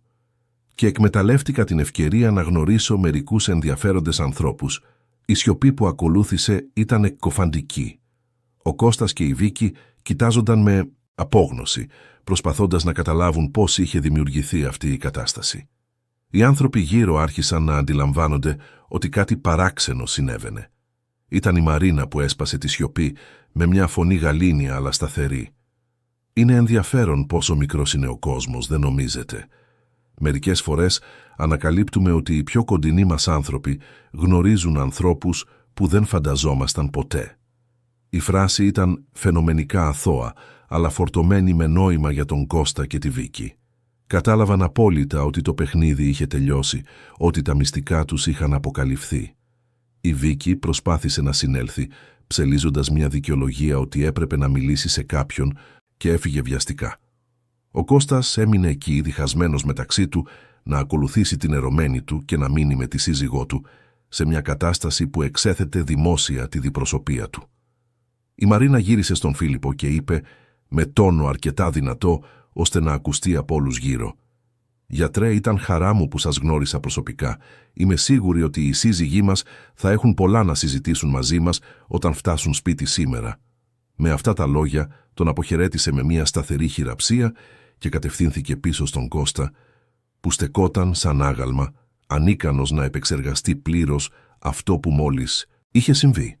Η υπόλοιπη γιορτή πέρασε σε μια τεταμένη ατμόσφαιρα. Ο Κώστας προσπάθησε να διατηρήσει τα προσχήματα, αλλά ήταν φανερά ταραγμένος. Η Βίκη είχε εξαφανιστεί εντελώς από την εκδήλωση, πιθανότατα έχοντας φύγει αμέσως μετά την αμήχανη συνάντηση. Οι άνθρωποι γύρω φαινόταν να αισθάνονται ότι κάτι δραματικό είχε συμβεί, αλλά δεν μπορούσαν να αποκρυπτογραφήσουν ακριβώς τι. Στην επιστροφή για το σπίτι, η σιωπή στο αυτοκίνητο ήταν βαριά σαν μολύβι. Ο Κώστας προσπάθησε μερικές φορές να ξεκινήσει μια συζήτηση, αλλά οι λέξεις πέθαιναν στο στόμα του πριν προφερθούν. Η Μαρίνα κοιτούσε έξω από το παράθυρο, νιώθοντας ένα μείγμα ανακούφισης και θλίψης. Η αντιπαράθεση ήταν ακόμα πιο αποτελεσματική από ό,τι είχε φανταστεί, αλλά είχε επίσης κάνει τα πάντα μη αναστρέψιμα. Όταν έφτασαν στην πολυκατοικία, ο Κώστας βρήκε επιτέλους τις λέξεις «Μαρίνα, πρέπει να μιλήσουμε». «Ναι, πρέπει», απάντησε εκείνη ήρεμα, «αλλά όχι απόψε. Απόψε πρέπει να επεξεργαστώ όλα όσα συνέβησαν». Ήξερε ότι η οριστική συζήτηση θα ερχόταν τις επόμενες ώρες και ότι μετά από αυτό τίποτα δεν θα ήταν πια το ίδιο. Αλλά για πρώτη φορά εδώ και εβδομάδες ένιωθε ότι είχε ανακτήσει τον έλεγχο της ίδιας της ζωής. Η νύχτα ήταν μακρά και σιωπηλή. Η Μαρίνα έμεινε ξύπνια, ακούγοντας τον Κώστα να στριφογυρίζει ανήσυχα στο κρεβάτι, αναστενάζοντας που και που φανερά ανίκανος να κοιμηθεί. Γύρω στις 5 το πρωί τον άκουσε να σηκώνεται και να πηγαίνει στο σαλόνι. Ο ήχος της τηλεόρασης έφτασε χαμηλά μέχρι το δωμάτιο, αλλά ήξερε ότι δεν παρακολουθούσε πραγματικά τίποτα. Όταν ξημέρωσε, η Μαρίνα σηκώθηκε, έκανε μπάνιο και ντύθηκε προσεκτικά. Ήξερε ότι εκείνο το Σάββατο θα άλλαζε τη ζωή της για πάντα και ήθελε να είναι προετοιμασμένη να αντιμετωπίσει ό,τι ερχόταν. Βρήκε τον Κώστα στην κουζίνα, καθισμένο στο τραπέζι με ένα φλιτζάνι κρύο καφέ στα χέρια, το βλέμμα χαμένο έξω από το παράθυρο. «Καλημέρα», είπε απλά. Ο Κώστας σήκωσε τα μάτια του και εκείνη είδε σε αυτά ένα μείγμα ενοχής, φόβου και μιας κάποιας ανακούφισης, σαν ένα μέρος του να ήταν ανακουφισμένο που δεν χρειαζόταν πλέον να προσποιείται. «Μαρίνα, εγώ...» «Όχι εδώ», τον διέκοψε, κοιτάζοντας προς τις σκάλες. «Τα παιδιά μπορεί να κατέβουν ανα πάσα στιγμή. Ας μιλήσουμε έξω». Βγήκαν στη βεράντα του διαμερίσματος. Ο πρωινός ήλιος της Αθήνας έλουζε την πόλη και η κίνηση στην παραλία από κάτω ξεκινούσε ήδη με τους πρώτους λουόμενους και δρομείς. Η κανονικότητα του κόσμου ερχόταν σε βίαιη αντίθεση με το συναισθηματικό χάος που ένιωθε η Μαρίνα μέσα της. «Πώς το ανακάλυψες?» ήταν η πρώτη ερώτηση του Κώστα. «Έχει σημασία», απάντησε. «Αυτό που έχει σημασία είναι ότι το ανακάλυψα και ότι λες ψέματα εδώ και μήνες». Ο Κώστας αναστέναξε βαθιά, περνώντας τα χέρια του από το πρόσωπό του. «Ποτέ δεν ήθελα να φτάσουν τα πράγματα σε αυτό το σημείο, Μαρίνα. Ξεκίνησε σαν κάτι ανόητο, μια συζήτηση, μια φιλία. Ορκίζομαι ότι δεν σχεδίασα τίποτα από όλα αυτά». Η Μαρίνα ένιωσε την οργή να ανεβαίνει στο στήθος της. «Μια φιλία, Κώστα, σας είδα στο εστιατόριο. Είδα πώς κοιτάζατε ο ένας τον άλλον. Μην με προσβάλλεις», προσπαθώντας να υποβαθμίσεις αυτό που είδα με τα ίδια μου τα μάτια. Έμεινε σιωπηλός για μερικά δευτερόλεπτα, ίσως συνειδητοποιώντας ότι δεν υπήρχε τρόπος να αρνηθεί ή να υποβαθμίσει την κατάσταση. «Εντάξει, έχεις δίκιο. Δεν ήταν μόνο μια φιλία». Την ερωτεύτηκα, Μαρίνα, και ξέρω ότι αυτό είναι φρικτό να το λέω, ξέρω ότι θα σε πληγώσει ακόμα περισσότερο, αλλά δεν μπορώ να λέω άλλα ψέματα. Η ομολογία χτύπησε τη Μαρίνα σαν γροθιά στο στομάχι. Ένα πράγμα ήταν να υποψιάζεσαι, άλλο να ακούς από τον ίδιο σου τον σύζυγο ότι είχε ερωτευτεί μια άλλη γυναίκα. «Πόσο καιρό?» κατάφερε να ρωτήσει. «8 μήνες. Αλλά τα συναισθήματα νομίζω ότι ξεκίνησαν πριν από αυτό. 8 μήνες. Σχεδόν ένας χρόνος της ζωής της βασισμένος σε ένα ψέμα. 8 μήνες κατά τους οποίους ο Κώστας ερχόταν σπίτι, της φιλούσε το μέτωπο, διπνούσε με την οικογένεια, βοηθούσε τα παιδιά με τα μαθήματά τους και όλο αυτό το διάστημα σκεφτόταν μία άλλη γυναίκα». «Και το ταξίδι του Σαββατοκύριακου?» ρώτησε. «Εκείνο που είπες ότι ήταν για δουλειά?» Ο Κώστας έσκυψε το κεφάλι. «Πώς το ξέρεις αυτό?» «Ξέρω πολλά, Κώστα, περισσότερα από όσα φαντάζεσαι». Εκείνη τη στιγμή το κινητό του Κώστα χτύπησε. Κοίταξε την οθόνη και δίστασε πριν απαντήσει. «Είναι αυτή?» ρώτησε η Μαρίνα. Έγνεψε καταφατικά, φανερά αγχωμένος. «Απάντησέ το», είπε η Μαρίνα με μια ηρεμία που την εξέπληξε, «αλλά βάλε το σε ανοιχτή ακρόαση. Θέλω να ακούσω». Ο Κώστας την κοίταξε με έκπληξη, αλλά υπάκουσε. Η φωνή της Βίκης βγήκε από τη συσκευή τεταμένη και απελπισμένη. «Κώστα, ο Φίλιππος γύρισε σπίτι χθες ζητώντας εξηγήσεις. Ξέρει τα πάντα. Είπε ότι θα ζητήσει διαζύγιο. Τι θα κάνουμε?» Υπήρξε μια αμήχανη σιωπή. Η Βίκη σαφώς δεν ήξερε ότι η Μαρίνα άκουγε. «Βίκη, η Μαρίνα είναι εδώ μαζί μου. Ξέρει και αυτή τα πάντα». Η σιωπή από την άλλη άκρη της γραμμής ήταν ακόμα πιο εύγλωτη από οποιαδήποτε λέξη. Μετά από μερικά δευτερόλεπτα, η Βίκη έκλεισε το τηλέφωνο. Ο Κώστας έβαλε το κινητό στην τσέπη του και κοίταξε τη Μαρίνα. «Τα σχεδίασες όλα αυτά, έτσι δεν είναι? Η συνάντηση με τον Φίλιππο χθες?» «Τα σχεδίασα», επιβεβαίωσε. «Γιατί και οι δύο μας αντιμετωπίσατε σαν ηλίθιους για μήνες.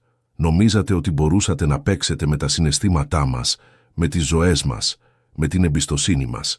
Λοιπόν, τώρα ξέρετε πώς είναι όταν το παιχνίδι γυρίζει». Η φωνή της Μαρίνας ήταν σταθερή, αλλά μέσα της ένιωθε ένα συγκεχημένο μείγμα ικανοποίησης και πόνου. Η εκδίκηση είχε εκτελεστεί τέλεια, αλλά αυτό δεν έσβηνε την προδοσία, ούτε θεράπευε την πληγή που ένιωθε στο στήθος της. «Μαρίνα, ξέρω ότι έχεις κάθε δικαίωμα να είσαι έξαλλη. Πρόδωσα την εμπιστοσύνη σου με τον χειρότερο δυνατό τρόπο. Αλλά δεν υπάρχει άραγε μια ευκαιρία να μιλήσουμε, να προσπαθήσουμε να το λύσουμε?» Η Μαρίνα τον κοίταξε με ένα μείγμα ήκτου και δυσπιστίας. «Να λύσουμε τι, Κώστα? Μόλις μου είπες ότι ερωτεύτηκες μια άλλη γυναίκα. Τι ακριβώς θέλεις να λύσεις?» «Δεν ξέρω», παραδέχτηκε. «Είμαι μπερδεμένος. Σας αγαπώ. Αγαπώ την οικογένεια που χτίσαμε. Αλλά επίσης την αγαπάς», συμπλήρωσε η Μαρίνα. «Κι εγώ δεν πρόκειται να διεκδικήσω την αγάπη του συζύγου μου από μια άλλη γυναίκα. Έχω περισσότερη αξιοπρέπεια από αυτό». Εκείνη τη στιγμή άκουσαν βήματα στο σαλόνι. Ο Μάριος εμφανίστηκε στην πόρτα της βεράντας, ακόμα με τις πιτζάμες, τα μαλλιά ανακατεμένα από τον ύπνο. «Καλημέρα. Τι κάνετε ξύπνοι τόσο νωρίς?» Η Μαρίνα και ο Κώστας αντάλλαξαν μια γρήγορη ματιά. Έπρεπε να αποφασίσουν εκείνη τη στιγμή πώς θα αντιμετωπίσουν τα παιδιά. «Απλώς συζητούσαμε για κάποια θέματα, γέ μου», είπε η Μαρίνα. «Τι θα έλεγες να φτιάξουμε ένα ξεχωριστό πρωινό σήμερα?» «Τηγανίτες». Το πρόσωπο του Μάριου φωτίστηκε. Οι τηγανίτες ήταν το αγαπημένο του φαγητό, αλλά η Μαρίνα τις έφτιαχνε μόνο σε ειδικές περιστάσεις. «Σοβαρά, τέλεια. Πάω να φωνάξω την Ιουλία». Όταν ο Μάριος έφυγε, η Μαρίνα γύρισε στον Κώστα. «Θα τους μιλήσουμε μαζί, αλλά όχι τώρα. Πρώτα θα μου τα πεις όλα όμως, και μετά θα αποφασίσουμε πώς θα προχωρήσουμε». Οι επόμενες ώρες ήταν μία από τις πιο σουρεαλιστικές εμπειρίες της ζωής της Μαρίνας. Ετοίμασε ένα πλούσιο πρωινό για την οικογένεια, με τηγανίτες, φρούτα, φυσικούς χυμούς. Τα παιδιά ήταν ενθουσιασμένα με την ιδιαίτερη προσοχή. Ο Κώστας προσπαθούσε να διατηρήσει μια επιτηδευμένη κανονικότητα και εκείνοι κινούνταν στην κουζίνα σαν αυτόματο, εκτελώντας κινήσεις που είχε κάνει χιλιάδες φορές, αλλά που τώρα φαίνονταν κενές νοήματος. Αφού ο Μάριος και η Ιουλία έφυγαν για τις δραστηριότητές τους του Σαββάτου, η Μαρίνα και ο Κώστας κάθισαν στο σαλόνι για τη συζήτηση που θα καθόριζε το μέλλον όλων τους. «Πες τα όλα», είπε. Ο Κώστας πήρε μια βαθιά ανάσα και άρχισε να μιλάει. Είπε για το πώς γνώρισε τη Βίκη όταν μετατέθηκε στον όροφό του στην εταιρεία. Πώς αρχικά ήταν απλώς μια αμοιβαία συμπάθεια, συζητήσεις για δουλειά, που σταδιακά έγιναν πιο προσωπικές. Πώς τα γεύματα ξεκίνησαν ως τυχαίες συναντήσεις και εξελίχθηκαν σε προγραμματισμένα ραντεβού. «Περνούσε προβλήματα στον γάμο της», είπε. «Ο Φίλιππος είναι καλός άνθρωπος, αλλά είναι πολύ απορροφημένος από τη δουλειά. Ένιωθε παραμελημένη, μόνη». Η Μαρίνα ένιωσε την ανάγκη να γελάσει με την ηρωνία και προσφέρθηκες να την παρηγορήσεις. «Τι είπω της?» «Δεν ήταν έτσι», διαμαρτυρήθηκε ο Κώστας. «Ήταν σταδιακό. Πλησιάσαμε. Αρχίσαμε να μιλάμε για τις ζωές μας, τα όνειρά μας. Και τότε συνειδητοποιήσαμε ότι ήσασταν αδελφές ψυχές», συμπλήρωσε η Μαρίνα με σαρκασμό. «Κώστα, γλίτωσέ με από τα ρομαντικά κλισέ. Νιώσατε έλξη και αποφασίσατε να συμπεριφερθείτε σαν ανεύθυνοι έφηβοι». Ο Κώστας έμεινε σιωπηλός, ίσως συνειδητοποιώντας ότι οποιαδήποτε δικαιολογία κι αν πρόσφερε θα ακουγόταν αξιολύπητη. «Τα ξενοδοχεία, τα ταξίδια?» ρώτησε η Μαρίνα. Επιβεβαίωσε τα πάντα. Οι ερωτικές συναντήσεις είχαν ξεκινήσει 4 μήνες μετά τα πρώτα γεύματα. Το ταξίδι του Σαββατοκύριακου θα ήταν η πρώτη φορά που θα περνούσαν 2 νύχτες μαζί. «Πόσα ξέρει για εμάς, για τα παιδιά?» Ο Κώστας δίστασε πριν απαντήσει. «Ξέρει ότι υπάρχεις, ότι έχουμε παιδιά, αλλά εγώ ποτέ δεν μιλούσα πολύ για εσάς». «Φυσικά και όχι», είπε η Μαρίνα. «Θα ήταν δύσκολο να διατηρήσεις τη ρομαντική φαντασίωση αν ήξερε λεπτομέρειες της πραγματικής ζωής που πρόδιδες». Το τηλέφωνο του σπιτιού χτύπησε, διακόπτοντας τη συζήτηση. Η Μαρίνα απάντησε και η φωνή από την άλλη άκρη την εξέπληξε. «Μαρίνα, ο Φίλιππος είμαι. Συγγνώμη που ενοχλώ Σάββατο, αλλά πρέπει να μιλήσουμε.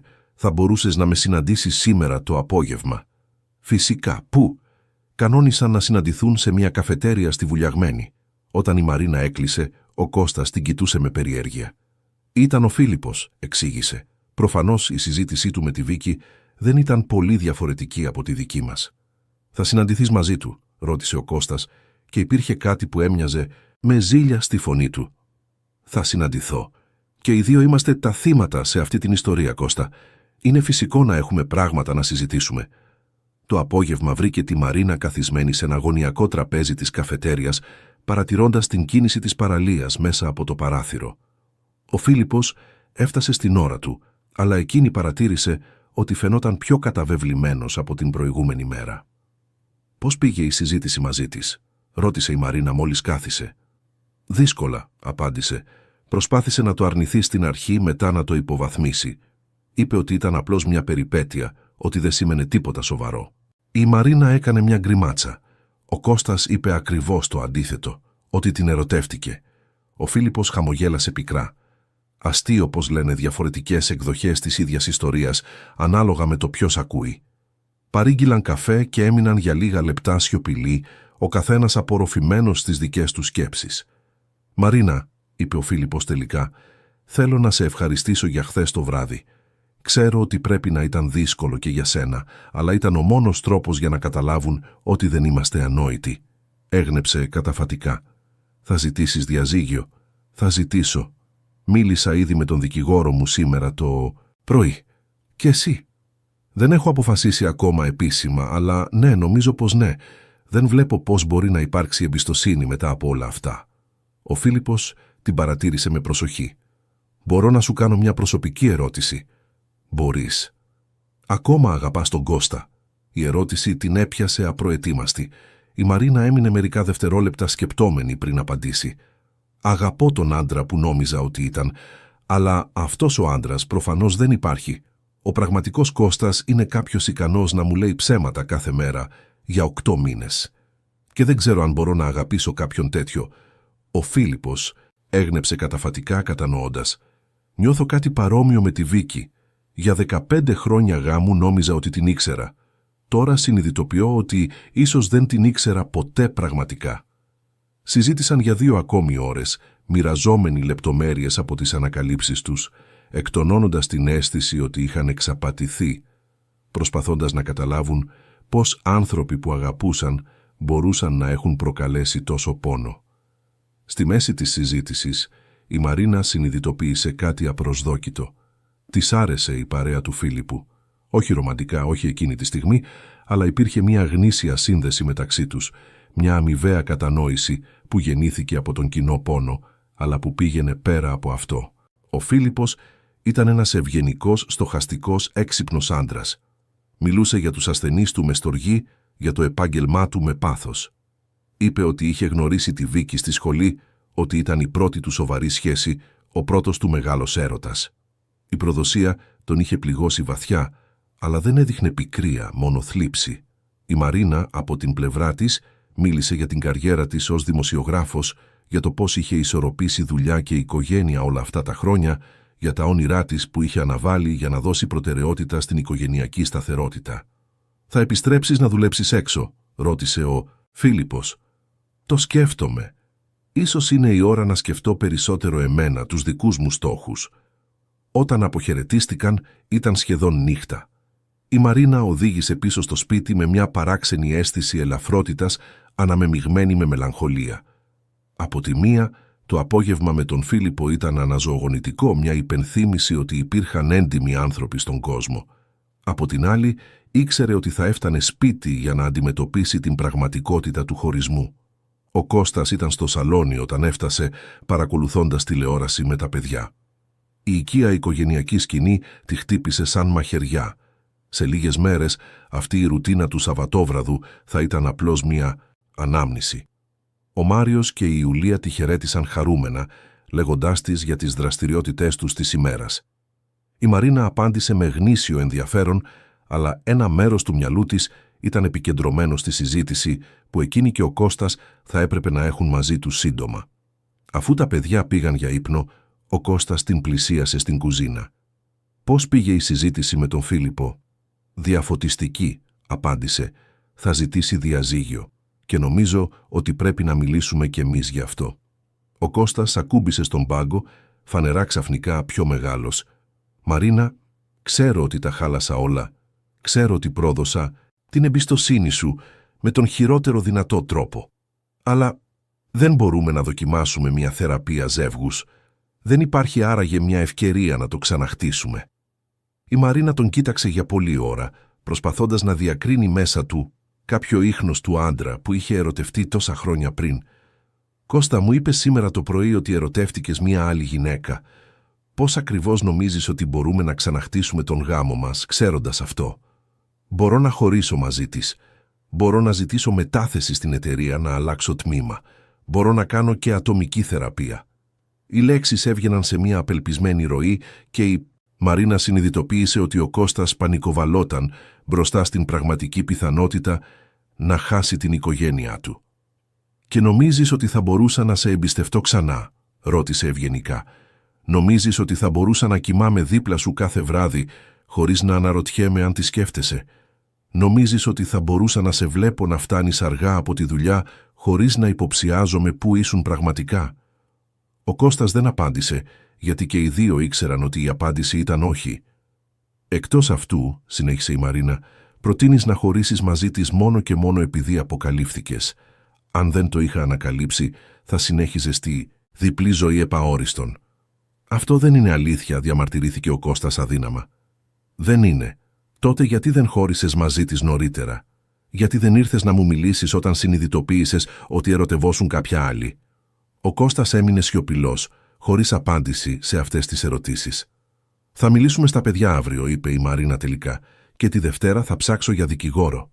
Ο Κώστας έγνεψε καταφατικά, ηττημένος. «Μπορώ να ρωτήσω κάτι», είπε. «Εσύ και ο Φίλιππος, υπάρχει κάτι μεταξύ σας?» Η ερώτηση εκνεύρισε βαθιά τη Μαρίνα. «Σοβαρά, Κώστα, απατάς τον γάμο μας για 8 μήνες και τώρα ζηλεύεις επειδή μίλησα με έναν άλλο προδομένο άντρα?» «Όχι, δεν υπάρχει τίποτα μεταξύ μας εκτός από μια κοινή κατάσταση. Αλλά ακόμα κι αν υπήρχε, έχασες το δικαίωμα να το αμφισβητείς τη στιγμή που αποφάσισες να μπλεχτείς με τη γυναίκα του».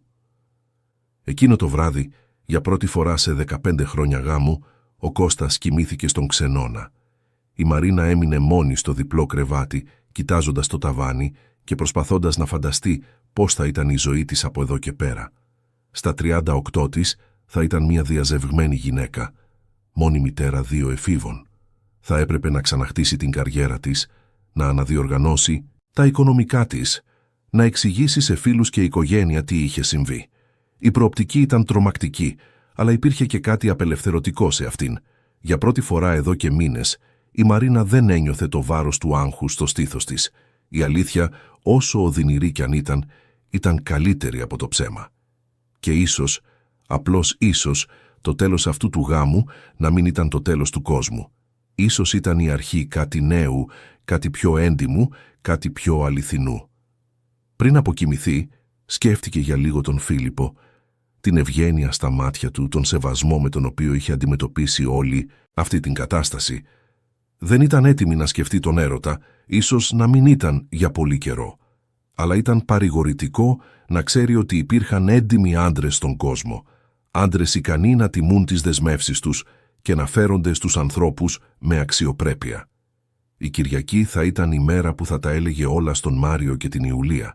Θα ήταν οδυνηρό, θα ήταν δύσκολο, θα ήταν η στιγμή που η οικογένεια που είχε χτίσει με τόση αγάπη θα διαλυόταν επίσημα. Αλλά θα ήταν επίσης η στιγμή που θα μπορούσαν να αρχίσουν να χτίζουν κάτι νέο πάνω σε πιο στέρεες και έντιμες βάσεις. Όσο παράξενο κι αν φαινόταν, η Μαρίνα αποκοιμήθηκε εκείνο το βράδυ με μια αίσθηση ελπίδας. Η καταιγίδα μόλις ξεκινούσε, αλλά ήξερε ότι θα ήταν αρκετά δυνατή για να την περάσει και να βρει τη γαλήνη στην άλλη πλευρά. Η Κυριακή ξημέρωσε συννεφιασμένη, λες και ο καιρός συνομωτούσε με το συναισθηματικό κλίμα του σπιτιού. Η Μαρίνα ξύπνησε νωρίς, αλλά έμεινε ξαπλωμένη για λίγα λεπτά, μαζεύοντας κουράγιο για την ημέρα που την περίμενε. Ήξερε ότι η συζήτηση με τα παιδιά θα ήταν μια από τις πιο δύσκολες στιγμές της ζωής της, αλλά δεν μπορούσε να την αναβάλει άλλο. Ο Κώστας ήταν ήδη στην κουζίνα όταν κατέβηκε, ετοιμάζοντας καφέ με μηχανικές κινήσεις. Χαιρετήθηκαν με ένα σιωπηλό νεύμα, σαν ξένοι που μοιράζονταν προσωρινά τον ίδιο χώρο. Η οικειότητα 15 χρόνων γάμου είχε εξατμιστεί από τη μια μέρα στην άλλη, αφήνοντας μόνο την αμηχανία 2 ανθρώπων που δεν ήξεραν πλέον πώς να σχετιστούν. Ο Μάριος ήταν ο πρώτος που κατέβηκε, ακόμα νησταγμένος, ακολουθούμενος από την Ιουλία, που παραξενεύτηκε από την ασυνήθιστη σιωπή των γονιών της. «Γιατί είστε τόσο σιωπηλοί?» ρώτησε, η εφηβική της διαίσθηση συλλαμβάνοντας την ένταση στον αέρα. Η Μαρίνα και ο Κώστας αντάλλαξαν μια ματιά. Ήταν τώρα ή ποτέ. «Παιδιά», είπε η Μαρίνα νιώθοντας τη φωνή της να τρέμει ελαφρώς, «ο μπαμπάς και εγώ πρέπει να σας μιλήσουμε για κάτι σημαντικό». Ο Μάριος σταμάτησε να ανακατεύει τα δημητριακά στο μπολ και κοίταξε τους γονείς του με προσοχή. Η Ιουλία κάθισε στην καρέκλα δίπλα, το ύφος της ήδη ανήσυχο. «Τι συνέβη?» ρώτησε ο Μάριος. Ο Κώστας καθάρισε τον λαιμό του φανερά νευρικός. «Λοιπόν, η μαμά και εγώ περνάμε κάποια προβλήματα στη σχέση μας. Σοβαρά προβλήματα». Η Ιουλία συνοφριώθηκε. «Θα χωρίσετε». Η άμεση ερώτηση της κόρης τους έπιασε και τους 2 απροετοίμαστους. Η Μαρίνα κοίταξε τον Κώστα, περιμένοντας να αναλάβει την ευθύνη να εξηγήσει. «Ναι», είπε ο Κώστας τελικά, «θα χωρίσουμε». Η σιωπή που ακολούθησε ήταν βαριά σαν τα φόπλακα. Ο Μάριος είχε σταματήσει εντελώς να τρώει και η Ιουλία κοιτούσε από τον έναν γονιό στον άλλον, σαν να περίμενε κάποιος να πει ότι ήταν απλώς ένα κακόγουστο αστείο. «Γιατί?» ψιθύρισε η Ιουλία και η Μαρίνα είδε δάκρυα να σχηματίζονται στα μάτια της. Αυτό ήταν το πιο δύσκολο κομμάτι. Πώς να εξηγήσεις την απιστία σε 2 εφήβους χωρίς να καταστρέψεις εντελώς την εικόνα που είχαν για τον πατέρα τους. «Παιδιά», είπε η Μαρίνα προσεκτικά, «μερικές φορές οι μεγάλοι κάνουν λάθη, λάθη που πληγώνουν πολύ τους ανθρώπους που αγαπούν. Ο μπαμπάς έκανε ένα λάθος που κατέστησε αδύνατο για εμάς να συνεχίσουμε να είμαστε παντρεμένοι». «Τι είδους λάθος?» επέμεινε ο Μάριος, η φωνή του ήδη πιο σκληρή. Η Μαρίνα κοίταξε τον Κώστα, περιμένοντας να έχει την αξιοπρέπεια να αναλάβει την ευθύνη του μπροστά στα παιδιά του. «Εγώ μπλέχτηκα με μια συνάδελφο», είπε ο Κώστας, οι λέξεις βγαίνοντας με δυσκολία. «Και η μητέρα σας το ανακάλυψε». Η αντίδραση ήταν άμεση. Η Ιουλία άρχισε να κλαίει σιωπηλά, τα δάκρυα κυλώντας το νεανικό της πρόσωπο. Ο Μάριος έσπρωξε τον μπολ με δύναμη, κάνοντας το γάλα να πιτσιλιστεί στο τραπέζι. «Απάτησες τη μαμά?» ρώτησε δύσπιστος. Ο Κώστας έσκυψε το κεφάλι. «Ναι». Ο Μάριος σηκώθηκε απότομα από την καρέκλα. «Δεν σε πιστεύω, εξεράγει. Πώς μπόρεσες να μας το κάνεις αυτό?» «Μάριε», προσπάθησε ο Κώστας, «σε παρακαλώ, άσε με να σου εξηγήσω». «Να εξηγήσεις τι?» φώναξε ο νεαρός. «Ότι είσαι ψεύτης, ότι ολόκληρη η οικογένειά μας ήταν μια φάρσα». «Δεν ήταν φάρσα», διαμαρτυρήθηκε ο Κώστας. Σας αγαπώ όλους, απλώς έκανα ένα τρομερό λάθος». Ο Μάριος κοίταξε τον πατέρα του με ένα μείγμα πόνου και περιφρόνησης που ράγισε την καρδιά της Μαρίνας. 15 χρόνια γάμου και το λες αυτό λάθος. 8 μήνες ψέματα σε όλους μας και το λες αυτό λάθος. Η Μαρίνα εξεπλάγει με τη γνώση που έδειξε ο Μάριος για τη διάρκεια της σχέσης, αλλά μετά θυμήθηκε ότι ήταν ένας έξυπνος και παρατηρητικός έφηβος. Πιθανότατα είχε παρατηρήσει τις αλλαγές στη συμπεριφορά του πατέρα του πολύ πριν από την ίδια. Ο Μάριος ανέβηκε τρέχοντας στο δωμάτιό του, χτυπώντας την πόρτα με δύναμη. Η Ιουλία συνέχιζε να κλαίει στο τραπέζι και ο Κώστας την πλησίασε για να την παρηγορήσει, αλλά εκείνη απομακρύνθηκε. «Μη με αγγίζεις», είπε ανάμεσα σε λυγμούς. Η απόρριψη της κόρης του χτύπησε τον Κώστα σαν χαστούκι. Η Μαρίνα είδε τον πόνο να απλώνεται στο πρόσωπό του και για μια στιγμή λυπήθηκε τον άντρα που ήταν σύντροφός της για τόσο καιρό. «Ιουλία, κόρη μου», είπε η Μαρίνα ευγενικά, «ξέρω ότι αυτό είναι πολύ δύσκολο να το καταλάβεις, αλλά ο μπαμπάς σε αγαπάει ακόμα πολύ. Αυτό που συνέβη ήταν μεταξύ μας, των μεγάλων. Δεν έχει καμία σχέση με εσένα και τον Μάριο». Η Ιουλία σήκωσε τα κόκκινα μάτια της στη μητέρα της. «Αλλά τώρα η οικογένειά μας θα τελειώσει, έτσι δεν είναι?» Η συντριπτική απλότητα της ερώτησης έκανε τη Μαρίνα να γονατίσει δίπλα στην κόρη της. «Η οικογένειά μας δεν θα τελειώσει, αγάπη μου. Θα είναι διαφορετική, αλλά δεν θα τελειώσει. Ο μπαμπάς θα συνεχίσει να είναι ο πατέρας σου, εγώ θα συνεχίσω να είμαι η μητέρα σου. Απλώς δεν θα μένουμε πια μαζί. Πού θα μένει ο μπαμπάς?» Αυτή ήταν μια πρακτική ερώτηση που η Μαρίνα και ο Κώστας δεν είχαν συζητήσει ακόμα επαρκώς. «Ακόμα αποφασίζουμε τις λεπτομέρειες», είπε. «Αλλά θα κάνουμε τα πάντα για να νιώθετε ασφαλείς και αγαπημένοι». Η Ιουλία έγνεψε θλιμμένα και έφυγε από την κουζίνα, πιθανότατα για να κλειστεί στο δικό της δωμάτιο. Η Μαρίνα και ο Κώστας έμειναν μόνοι στην κουζίνα, περιτριγυρισμένοι από τα συναισθηματικά συντρίμμια της συζήτησης. «Με μισούν», είπε ο Κώστας με σπασμένη φωνή. «Είναι πληγωμένοι», διόρθωσε η Μαρίνα. «Και με το δίκιο τους, αλλά είναι παιδιά σου, Κώστα. Με τον καιρό και την υπομονή μπορείτε να ξαναχτίσετε τη σχέση σας». «Και εμείς?» ρώτησε. «Υπάρχει καμία πιθανότητα?» «Όχι», είπε σταθερά. «Δεν υπάρχει». Η υπόλοιπη Κυριακή πέρασε σε ένα βαρύ κλίμα.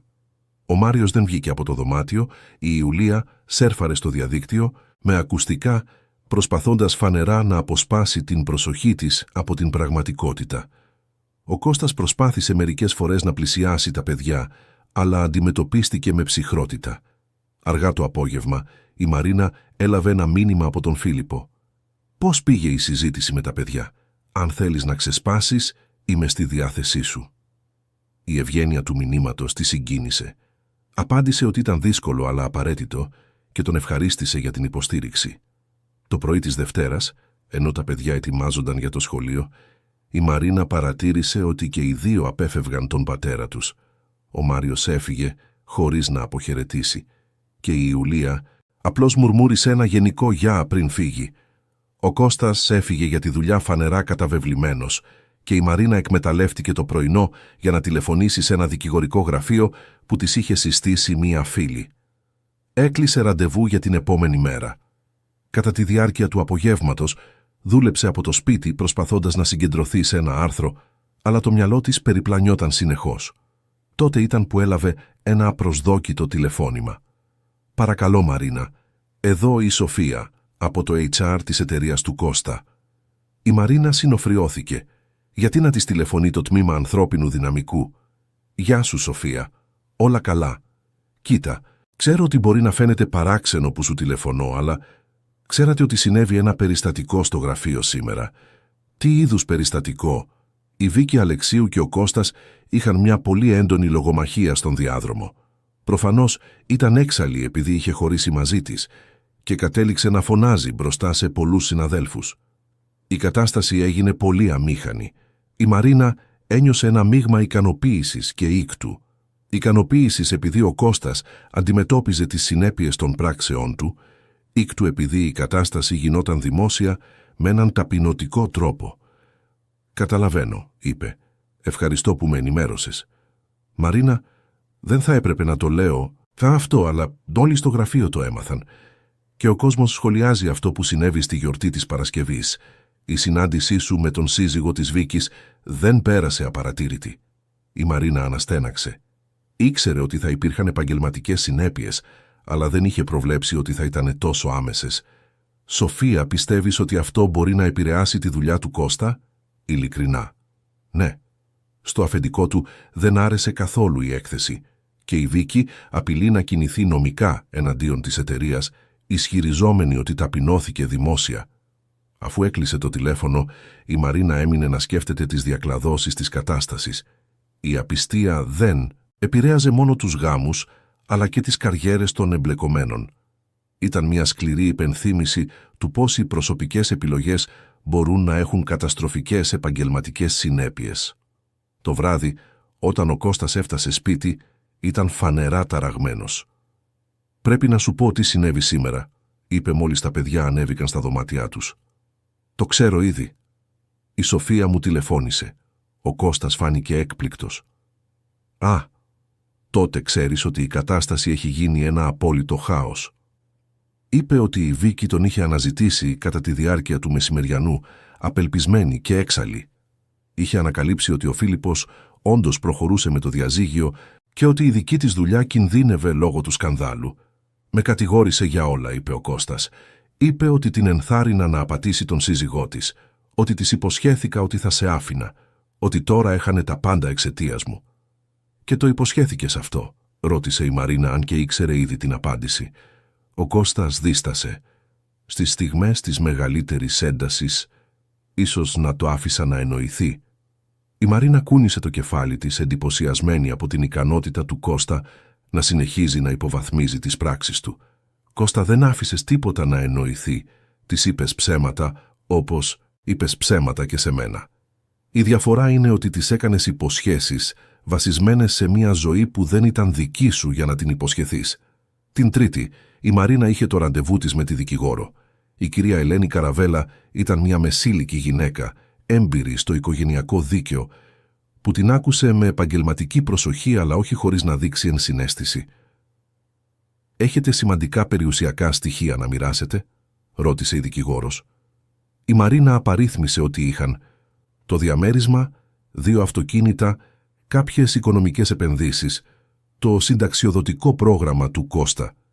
Και όσον αφορά τη διατροφή, η Μαρίνα εξήγησε ότι πάντα συνέβαλε οικονομικά με την ελεύθερη επαγγελματική της εργασία, αλλά ότι ο Κώστας ήταν ο κύριος πάροχος της οικογένειας. «Με 2 εφήβους σίγουρα δικαιούστε μια σημαντική διατροφή», εξήγησε η κυρία Ελένη.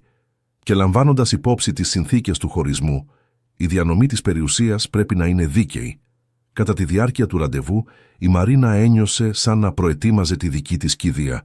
Κάθε νομική λεπτομέρεια αντιπροσώπευε το επίσημο τέλος μιας εποχής της ζωής της.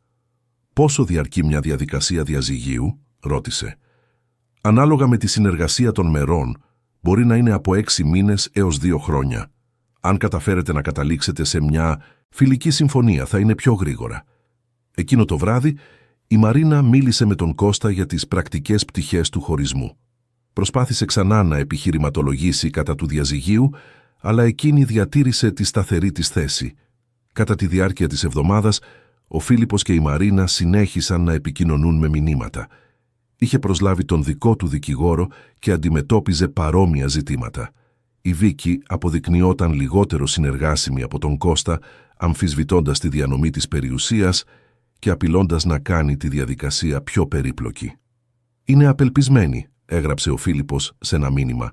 «Έχασε τη δουλειά της σήμερα.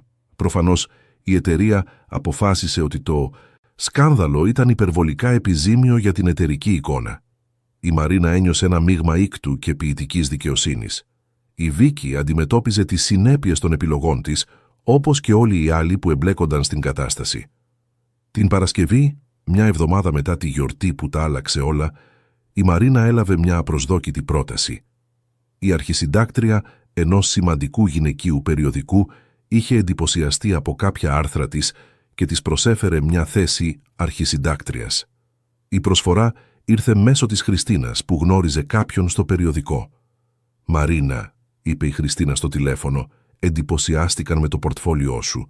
Η θέση είναι δική σου αν τη θέλεις». Η Μαρίνα έμεινε σιωπηλή, επεξεργαζόμενη την πληροφορία.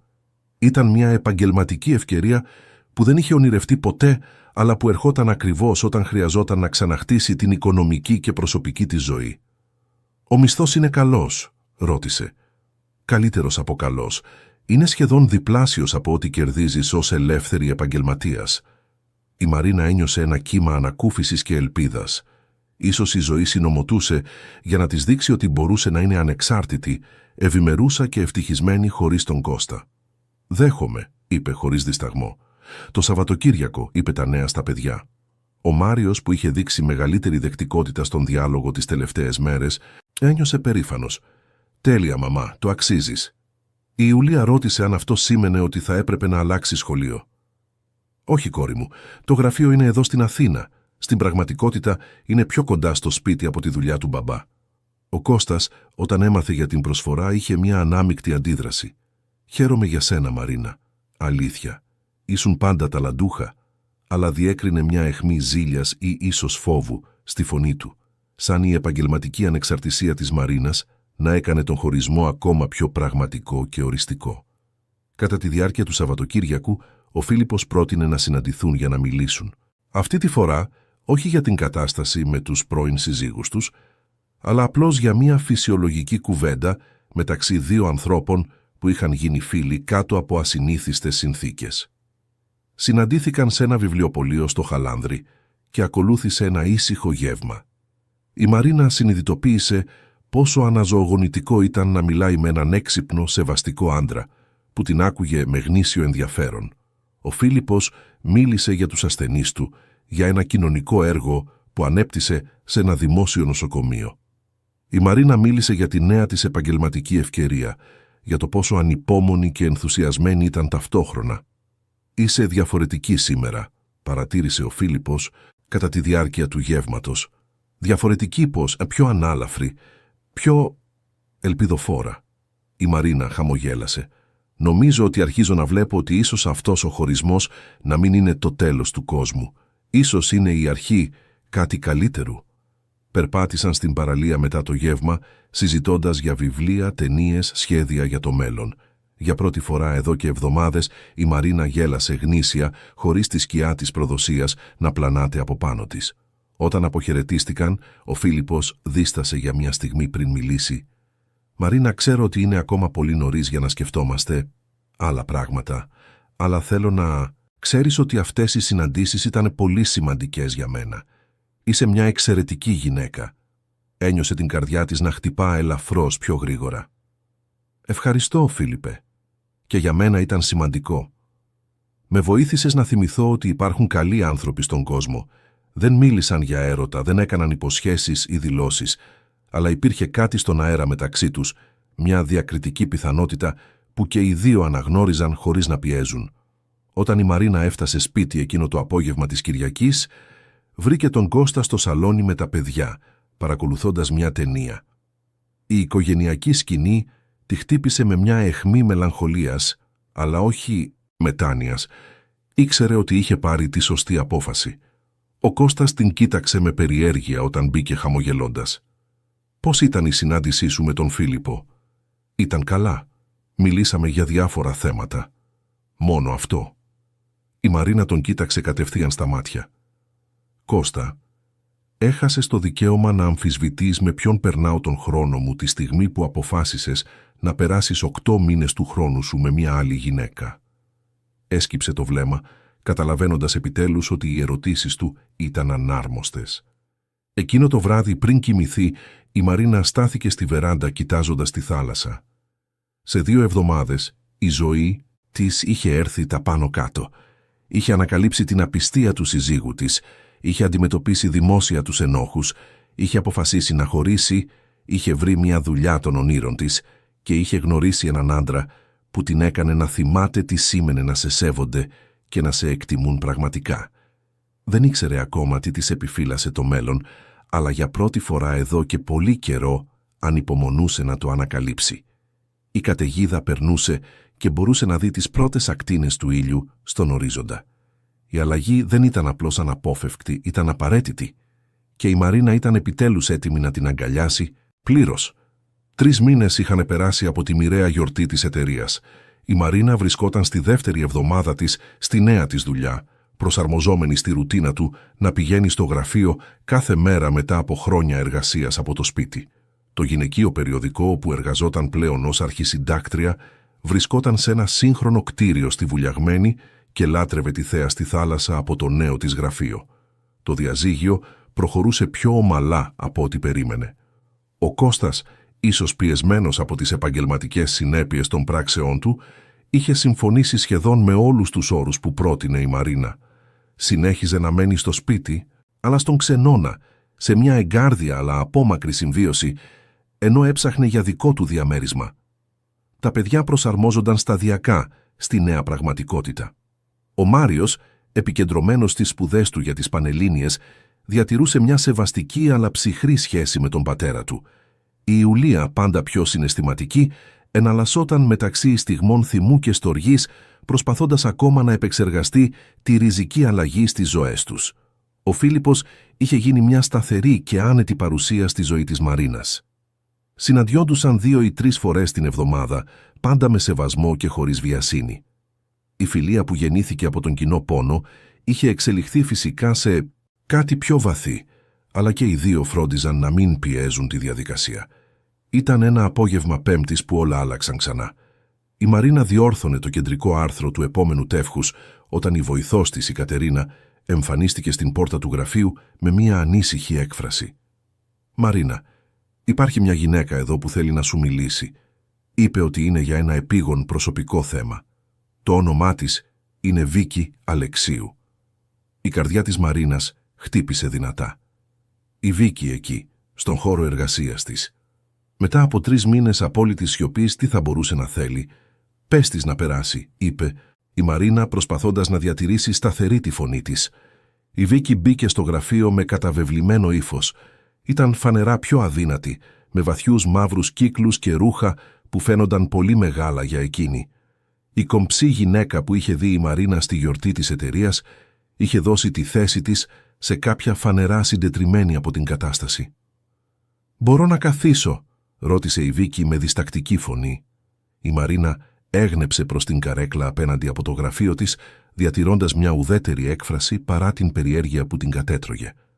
«Τι θέλεις, Βίκη?» Η Βίκη πήρε μια βαθιά ανάσα πριν αρχίσει να μιλάει. «Ξέρω ότι πρέπει να με μισείς και έχεις κάθε δικαίωμα. Εγώ κατέστρεψα τις ζωές πολλών ανθρώπων, συμπεριλαμβανομένης της δικής μου». Η Μαρίνα περίμενε σιωπηλά να συνεχίσει.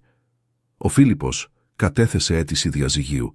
Έχασα τη δουλειά μου και ανακάλυψα κάτι που τα αλλάζει όλα». «Τι είδους ανακάλυψη?» Η Βίκη δίστασε, τα χέρια της τρέμοντας ελαφρώς. «Είμαι έγκυος». Η αποκάλυψη χτύπησε τη Μαρίνα σαν κεραυνός. «Έγκυος? Από ποιον? Πότε? Πόσων μηνών?» κατάφερε να ρωτήσει. 2,5 μηνών. Περίπου. Η Μαρίνα έκανε γρήγορα τους υπολογισμούς. Η εγκυμοσύνη είχε ξεκινήσει στο αποκορύφωμα της σχέσης μεταξύ της, Βίκης και του Κώστα. «Είναι του Κώστα», ρώτησε ευθέως. «Εγώ δεν ξέρω. Μπορεί να είναι δικό του ή του Φίλιππου». Η κατάσταση ήταν ακόμα πιο περίπλοκη από ό,τι θα μπορούσε να φανταστεί η Μαρίνα.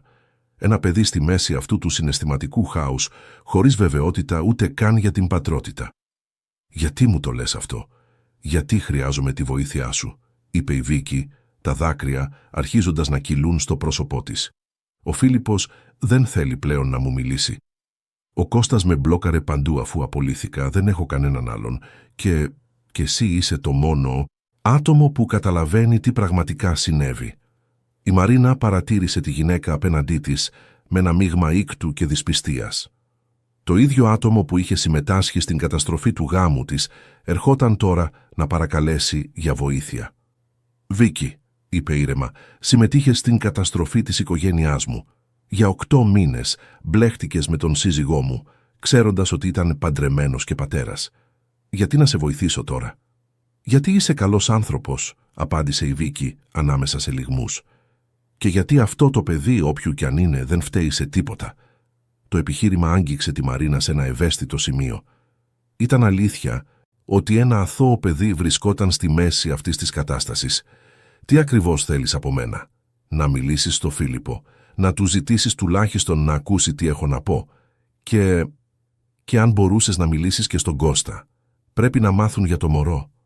Η Μαρίνα έμεινε για λίγα λεπτά σιωπηλή, σκεπτόμενη τις επιπτώσεις αυτής της αποκάλυψης. Αν το παιδί ήταν του Κώστα, αυτό θα άλλαζε εντελώς τη δυναμική του χωρισμού. Αν ήταν του Φίλιππου, θα περιέπλεκε το διαζύγιό του με τη Βίκη. «Δεν θα κάνω τη βρώμικη δουλειά σου», είπε τελικά, «αλλά θα τους πω για την εγκυμοσύνη. Το τι θα αποφασίσουν να κάνουν με αυτή την πληροφορία είναι δικό τους πρόβλημα». «Ευχαριστώ», ψιθύρισε η Βίκη. «Πολλά ευχαριστώ». Αφού έφυγε η Βίκη, η Μαρίνα έμεινε μόνη στο γραφείο, προσπαθώντας να επεξεργαστεί αυτό που μόλις είχε συμβεί. Μια απρογραμμάτιστη εγκυμοσύνη στη μέση μιας ήδη περίπλοκης κατάστασης. Πώς θα το έλεγε αυτό στον Φίλιππο? Πώς θα αντιδρούσε ο Κώστας? Αποφάσισε να τηλεφωνήσει πρώτα στον Φίλιππο.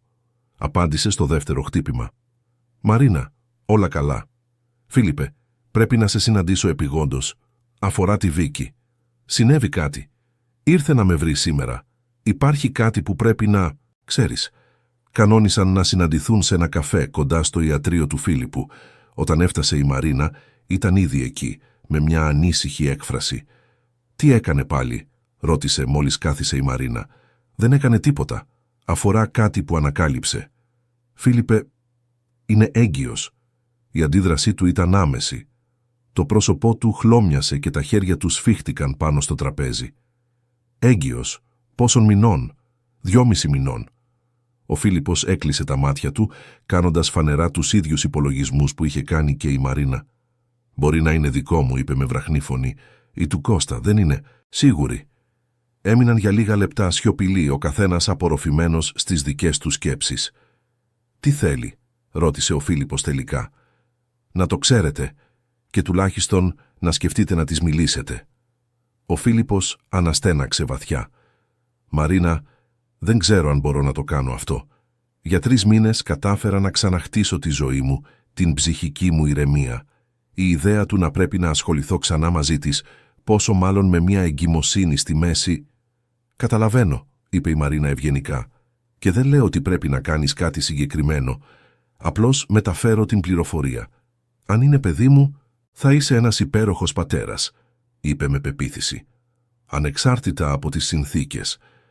Η συζήτηση με τον Κώστα εκείνο το βράδυ ήταν ακόμα πιο τεταμένη. Ήταν στην κουζίνα, ετοιμάζοντας το δείπνο, σε μία από τις σπάνιες περιπτώσεις που είχε φτάσει νωρίς από τη δουλειά. «Κώστα, πρέπει να σου πω κάτι». Σταμάτησε να ανακατεύει τη σάλτσα και γύρισε προς το μέρος της. «Η Βίκη με βρήκε σήμερα. Είναι έγκυος». Το κουτάλι έπεσε από το χέρι του Κώστα, πιτσιλώντας κόκκινη σάλτσα στην κουζίνα. «Έγκυος? Πώς έτσι έγκυος?» 2,5 μηνών. Μπορεί να είναι παιδί σου». Ο Κώστας ακούμπησε στον πάγκο το πρόσωπό του χάνοντας κάθε χρώμα. «Θεέ μου, Μαρίνα, εγώ δεν ήξερα. Δεν μου είπε τίποτα». «Προφανώς», το ανακάλυψε πρόσφατα. Ο Κώστας πέρασε τα χέρια του από τα μαλλιά του, μια κίνηση που η Μαρίνα γνώριζε καλά και που υποδήλωνε απόλυτη απόγνωση. Τι θα κάνω κι αν είναι παιδί μου? Πώς θα το εξηγήσω αυτό στον Μάριο και την Ιουλία? Η αποκάλυψη της εγκυμοσύνης αναζωπήρωσε όλες τις εντάσεις που είχαν ηρεμήσει τους τελευταίους μήνες. Ο Κώστας ήταν φανερά αγχωμένος, διχασμένος μεταξύ της ευθύνης, να υποστηρίξει τη Βίκη αν το παιδί ήταν δικό του και του φόβου να περιπλέξει ακόμα περισσότερο την οικογενειακή κατάσταση. Τις επόμενες μέρες, τόσο ο Κώστας όσο και ο Φίλιππος αποφάσισαν να κάνουν τεστ DNA μόλις ήταν δυνατό. Η αναμονή θα ήταν μερικές εβδομάδες, αλλά και οι δύο ήθελαν να είναι σίγουροι για την πατρότητα πριν πάρουν οποιαδήποτε απόφαση. Η Μαρίνα βρέθηκε σε μια παράξενη θέση διαμεσολαβητή μεταξύ όλων των εμπλεκόμενων μερών. Η Βίκη τηλεφωνούσε συνεχώς, απελπισμένη για νέα σχετικά με τις αντιδράσεις των δύο αντρών. Ο Κώστας ήταν φανερά αγχωμένος, η συγκέντρωσή του στη δουλειά και στο σπίτι επηρεασμένη από το άγχος. Ο Φίλιππος προσπαθούσε να διατηρήσει την επαγγελματική του ηρεμία, αλλά η Μαρίνα διέκρινε ότι ήταν κι αυτός ταραγμένος. Ήταν κατά τη διάρκεια αυτής της περίοδου έντασης που συνέβη κάτι απροσδόκητο μεταξύ της Μαρίνας και του Φίλιππου. Περπατούσαν στην παραλία της Γλυφάδας ένα απόγευμα Κυριακής, συζητώντας για την περίπλοκη κατάσταση που είχε διαμορφωθεί, όταν ο Φίλιππος σταμάτησε απότομα και γύρισε προς το μέρος της. «Μαρίνα, ανεξάρτητα από το τι θα συμβεί με όλη αυτή την ιστορία, πρέπει να σου πω κάτι», σταμάτησε και εκείνη, βλέποντας τη σοβαρότητα στο βλέμμα του. «Τι έγινε, Ζαουμ, σε ερωτεύτηκα?» Οι λέξεις έμειναν μετέωρες στον αλμυρό αέρα της παραλίας. Η Μαρίνα ένιωθε την καρδιά της να χτυπά δυνατά, αλλά όχι από έκπληξη. Βαθιά μέσα της ήξερε ότι τα συναισθήματα μεταξύ τους είχαν εξελιχθεί πέρα από τη φιλία. «Φίλιππε, ξέρω ότι είναι ακόμα περίπλοκο. Ξέρω ότι ασχολείσαι με το διαζύγιό σου και τώρα υπάρχει αυτή η κατάσταση με τη Βίκη. Αλλά δεν μπορώ πλέον να προσποιούμε ότι δεν το νιώθω αυτό για σένα». Η Μαρίνα κοίταξε το έντιμο και ευγενικό πρόσωπο του άντρα απέναντί της. Τους τελευταίους μήνες, ο Φίλιππος ήταν το ασφαλές της λιμάνι, η πηγή κατανόησης και υποστήριξής της. Και ναι, τον είχε ερωτευτεί και εκείνη, ακόμα κι αν δεν είχε ακόμα το κουράγιο να το παραδεχτεί. «Κι εγώ σε ερωτεύτηκα», είπε τελικά. Φιλήθηκαν εκείνη τη στιγμή στην παραλία, περιτριγυρισμένοι από οικογένειες που έκαναν πίκνικ και παιδιά που έπαιζαν στην άμμο. Ήταν μια στιγμή απόλυτης ευτυχίας μέσα σε όλη τη σύγχυση που είχαν γίνει οι ζωές τους. Αλλά η πραγματικότητα τους πρόλαβε γρήγορα. Αν το παιδί που περίμενε η Βίκη ήταν του Φίλιππου, αυτό θα περιέπλεκε τρομερά οποιαδήποτε σχέση μεταξύ τους. Μια έγκυος πρώην σύζυγος δεν ήταν ακριβώς η ιδανική βάση για ένα νέο ειδήλιο. 2 εβδομάδες αργότερα έφτασαν τα αποτελέσματα των εξετάσεων. Ο Φίλιππος τηλεφώνησε στη Μαρίνα ένα πρωί Τρίτης, η φωνή του φορτισμένη με αντικρουόμενα συναισθήματα. «Βγήκαν τα αποτελέσματα», είπε. «Το παιδί δεν είναι δικό μου». Η Μαρίνα ένιωσε μια τεράστια ανακούφιση, ακολουθούμενη αμέσως από την κατανόηση ότι αυτό σήμαινε ότι ο Κώστας ήταν ο πατέρας. «Της το είπες ήδη, μόλις της μίλησα». Έκλαψε πολύ, ζήτησε συγγνώμη 1000 φορές. Αλλά Μαρίνα, παρά όλα όσα συνέβησαν, ένιωσα ανακουφισμένος. Είναι τρομερό να το λέω αυτό, αλλά ήταν σαν να έφυγε ένα βάρος από τους ώμους μου. Η συζήτηση με τον Κώστα ήταν πιο δύσκολη. Η Μαρίνα τον βρήκε καθισμένο στο σαλόνι όταν έφτασε από τη δουλειά, με το χαρτί των αποτελεσμάτων στα χέρια. «Είναι δικό μου», είπε απλά. Έμειναν για λίγα λεπτά σιωπηλοί, ο καθένας απορροφημένος στις επιπτώσεις αυτής της επιβεβαίωσης. «Τι θα κάνεις?» ρώτησε η Μαρίνα. «Θα αναλάβω την ευθύνη». «Είναι παιδί μου, Μαρίνα. Ανεξάρτητα από το πώς συνελήφθη, ανεξάρτητα από όλο το λάθος που έκανα. Είναι παιδί μου». Η Μαρίνα ένιωσε μια αιχμή σεβασμού για τον άντρα που είχε προδώσει την εμπιστοσύνη της. Τουλάχιστον σε αυτό το ζήτημα έκανε το σωστό. «Και όσον αφορά τη Βίκη, θα τη βοηθήσω οικονομικά, θα διασφαλίσω ότι θα έχει ό,τι χρειάζεται κατά τη διάρκεια της εγκυμοσύνης. Αλλά δεν θα γυρίσω σε εκείνη αν αυτό ρωτάς. Δεν το ρωτούσα αυτό». Ο Κώστας την κοίταξε με μια έκφραση που συνδύαζε ευγνωμοσύνη και θλίψη. «Είσαι μια απίστευτη γυναίκα, Μαρίνα. Κάθε άντρας θα ήταν τυχερός να σ' έχει. Κι εγώ ήμουν ηλίθιος που δεν το εκτίμησα αυτό». Η επικείμενη άφιξη ενός παιδιού άλλαξε εντελώς τη δυναμική του χωρισμού. Η Μαρίνα και ο Κώστας θα έπρεπε να βρουν έναν τρόπο να συνυπάρχουν λόγω των παιδιών που είχαν ήδη, και τώρα ο Κώστας θα είχε ένα μωρό με μια άλλη γυναίκα. Η συζήτηση με τον Μάριο και την Ιουλία για τον ετεροθαλή αδελφό που ερχόταν ήταν μια από τις πιο δύσκολες που είχε αντιμετωπίσει ποτέ η Μαρίνα. Η Ιουλία αντέδρασε με ένα μείγμα περιέργειας και αγανάκτησης. «Δηλαδή τώρα θα έχουμε ένα αδελφάκι?» ρώτησε. «Ετεροθαλή αδελφό», διόρθωσε ο Κώστας. «Και ναι, με τη γυναίκα που κατέστρεψε τον γάμο μας», πρόσθεσε ο Μάριος με πικρία. Ο Κώστας αναστέναξε. «Ξέρω ότι είναι δύσκολο να το καταλάβετε, αλλά αυτό το παιδί δεν φταίει σε τίποτα και θα είναι αδελφός σας, ανεξάρτητα από τις συνθήκες». Σιγά σιγά, με πολλή συζήτηση και υπομονή, τα παιδιά άρχισαν να αποδέχονται τη νέα πραγματικότητα. Η Ιουλία, παραδόξως, ήταν η πρώτη που έδειξε κάποιο ενδιαφέρον για το μωρό που ερχόταν. «Θα είναι αγόρι ή κορίτσι?» ρώτησε ένα βράδυ κατά τη διάρκεια του δείπνου. «Είναι ακόμα πολύ νωρίς για να ξέρουμε», απάντησε ο Κώστας. Τους μήνες που ακολούθησαν, μια νέα ρουτίνα εγκαθιδρύθηκε. Ο Κώστας βρήκε ένα διαμέρισμα κοντά στο σπίτι και μετακόμισε, διατηρώντας μια εγκάρδια σχέση με τη Μαρίνα για χάρη των παιδιών. Επισκεπτόταν τακτικά τη Βίκη για να παρακολουθεί την εγκυμοσύνη, εκπληρώνοντας τις πατρικές του ευθύνες, αλλά καθιστώντας σαφές ότι δεν υπήρχε πιθανότητα ρομαντικής επανασύνδεσης.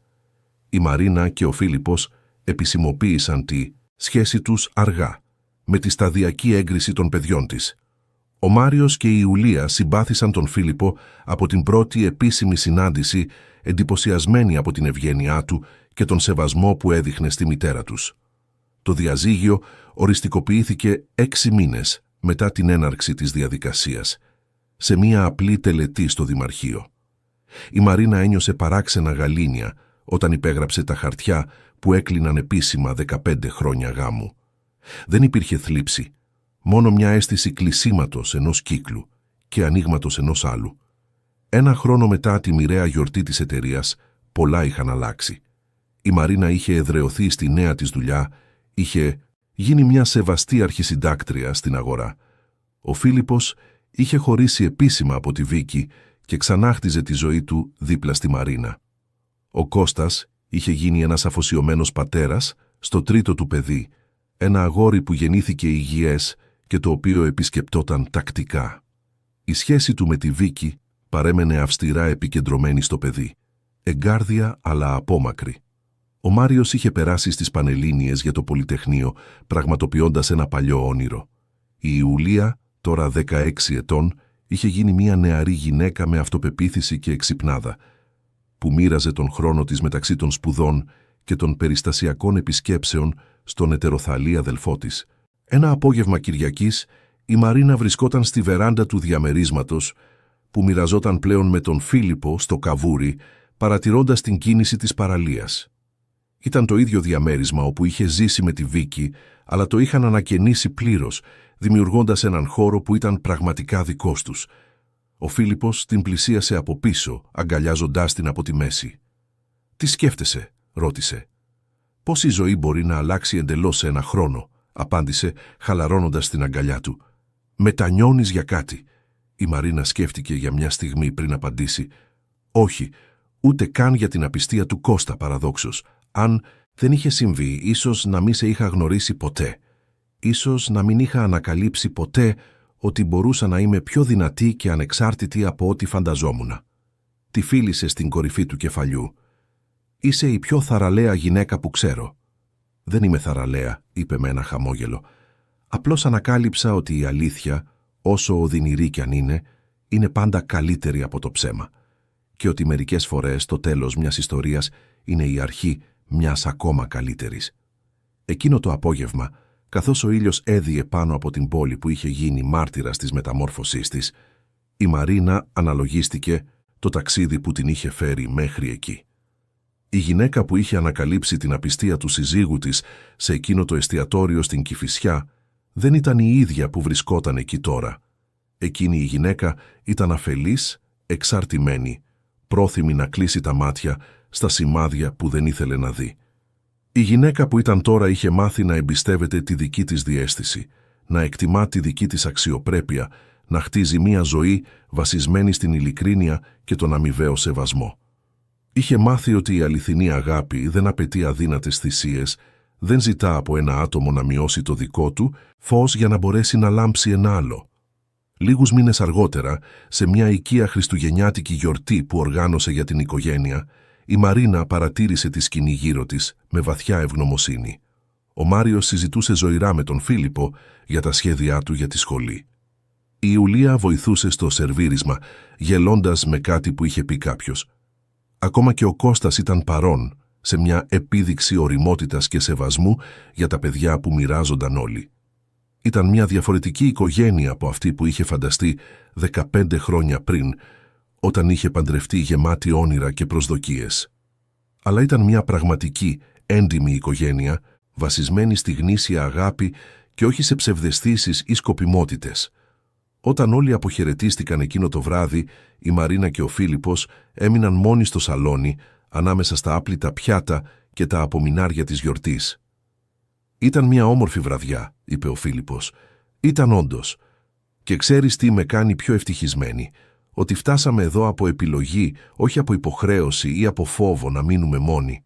Χαμογέλασε, καταλαβαίνοντας ακριβώς τι ήθελε να πει. «Για κάποιον που πέρασε την καταιγίδα που πέρασες, είσαι εκπληκτικά αισιόδοξη».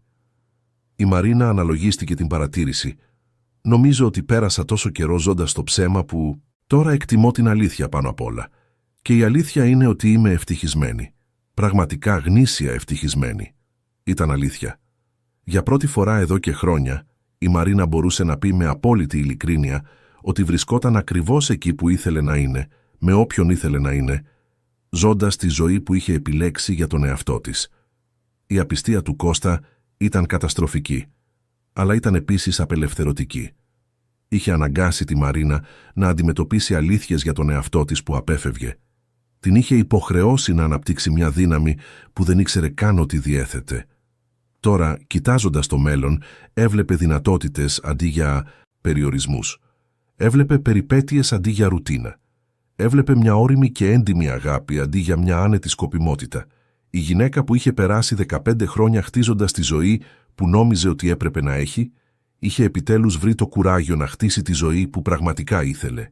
Και είχε ανακαλύψει ότι αυτή η ζωή ήταν πολύ καλύτερη από οτιδήποτε είχε φανταστεί πριν. Αγαπητοί ακροατές, ελπίζουμε ότι το ταξίδι της Μαρίνας άγγιξε βαθιά τις καρδιές σας. Αν συγκινηθήκατε με αυτή την ιστορία ανασυγκρότησης θάρρους και αληθινής αγάπης, αφήστε το like σας, κάντε εγγραφή στο κανάλι και πείτε μας στα σχόλια ποια στιγμή σας σημάδεψε περισσότερο. Κάθε μέρα φέρνουμε έντονες ιστορίες σαν αυτή που αποκαλύπτουν την εξαιρετική δύναμη που υπάρχει μέσα στον καθένα μας όταν αποφασίζουμε να επιλέξουμε την αλήθεια αντί για το ψέμα, την αξιοπρέπεια αντί για τη συμμόρφωση. Η ιστορία της Μαρίνας μας διδάσκει ότι μερικές φορές το τέλος ενός ονείρου μπορεί να είναι η αρχή μιας ακόμα πιο όμορφης πραγματικότητας. Σας περιμένουμε στο επόμενο επεισόδιο, όπου άλλες θαραλέες ψυχές θα μας δείξουν ότι είναι πάντα δυνατό να ξαναρχίσουμε όταν έχουμε το κουράγιο να τιμήσουμε τη δική μας αλήθεια.